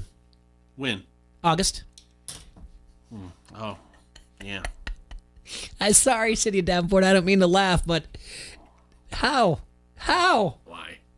How? Why? Like, sorry, I don't mean to make fun, but when it's this easy, you just go. Hey, I'll just leave you with that. All right, Quad Cities, enjoy yourselves. Have a safe and sanitized Monday. Get ready to have a great March. Let's make this a better March than 2020, and be nice to each other. And remember, when someone waves to you, wave back. Wave back.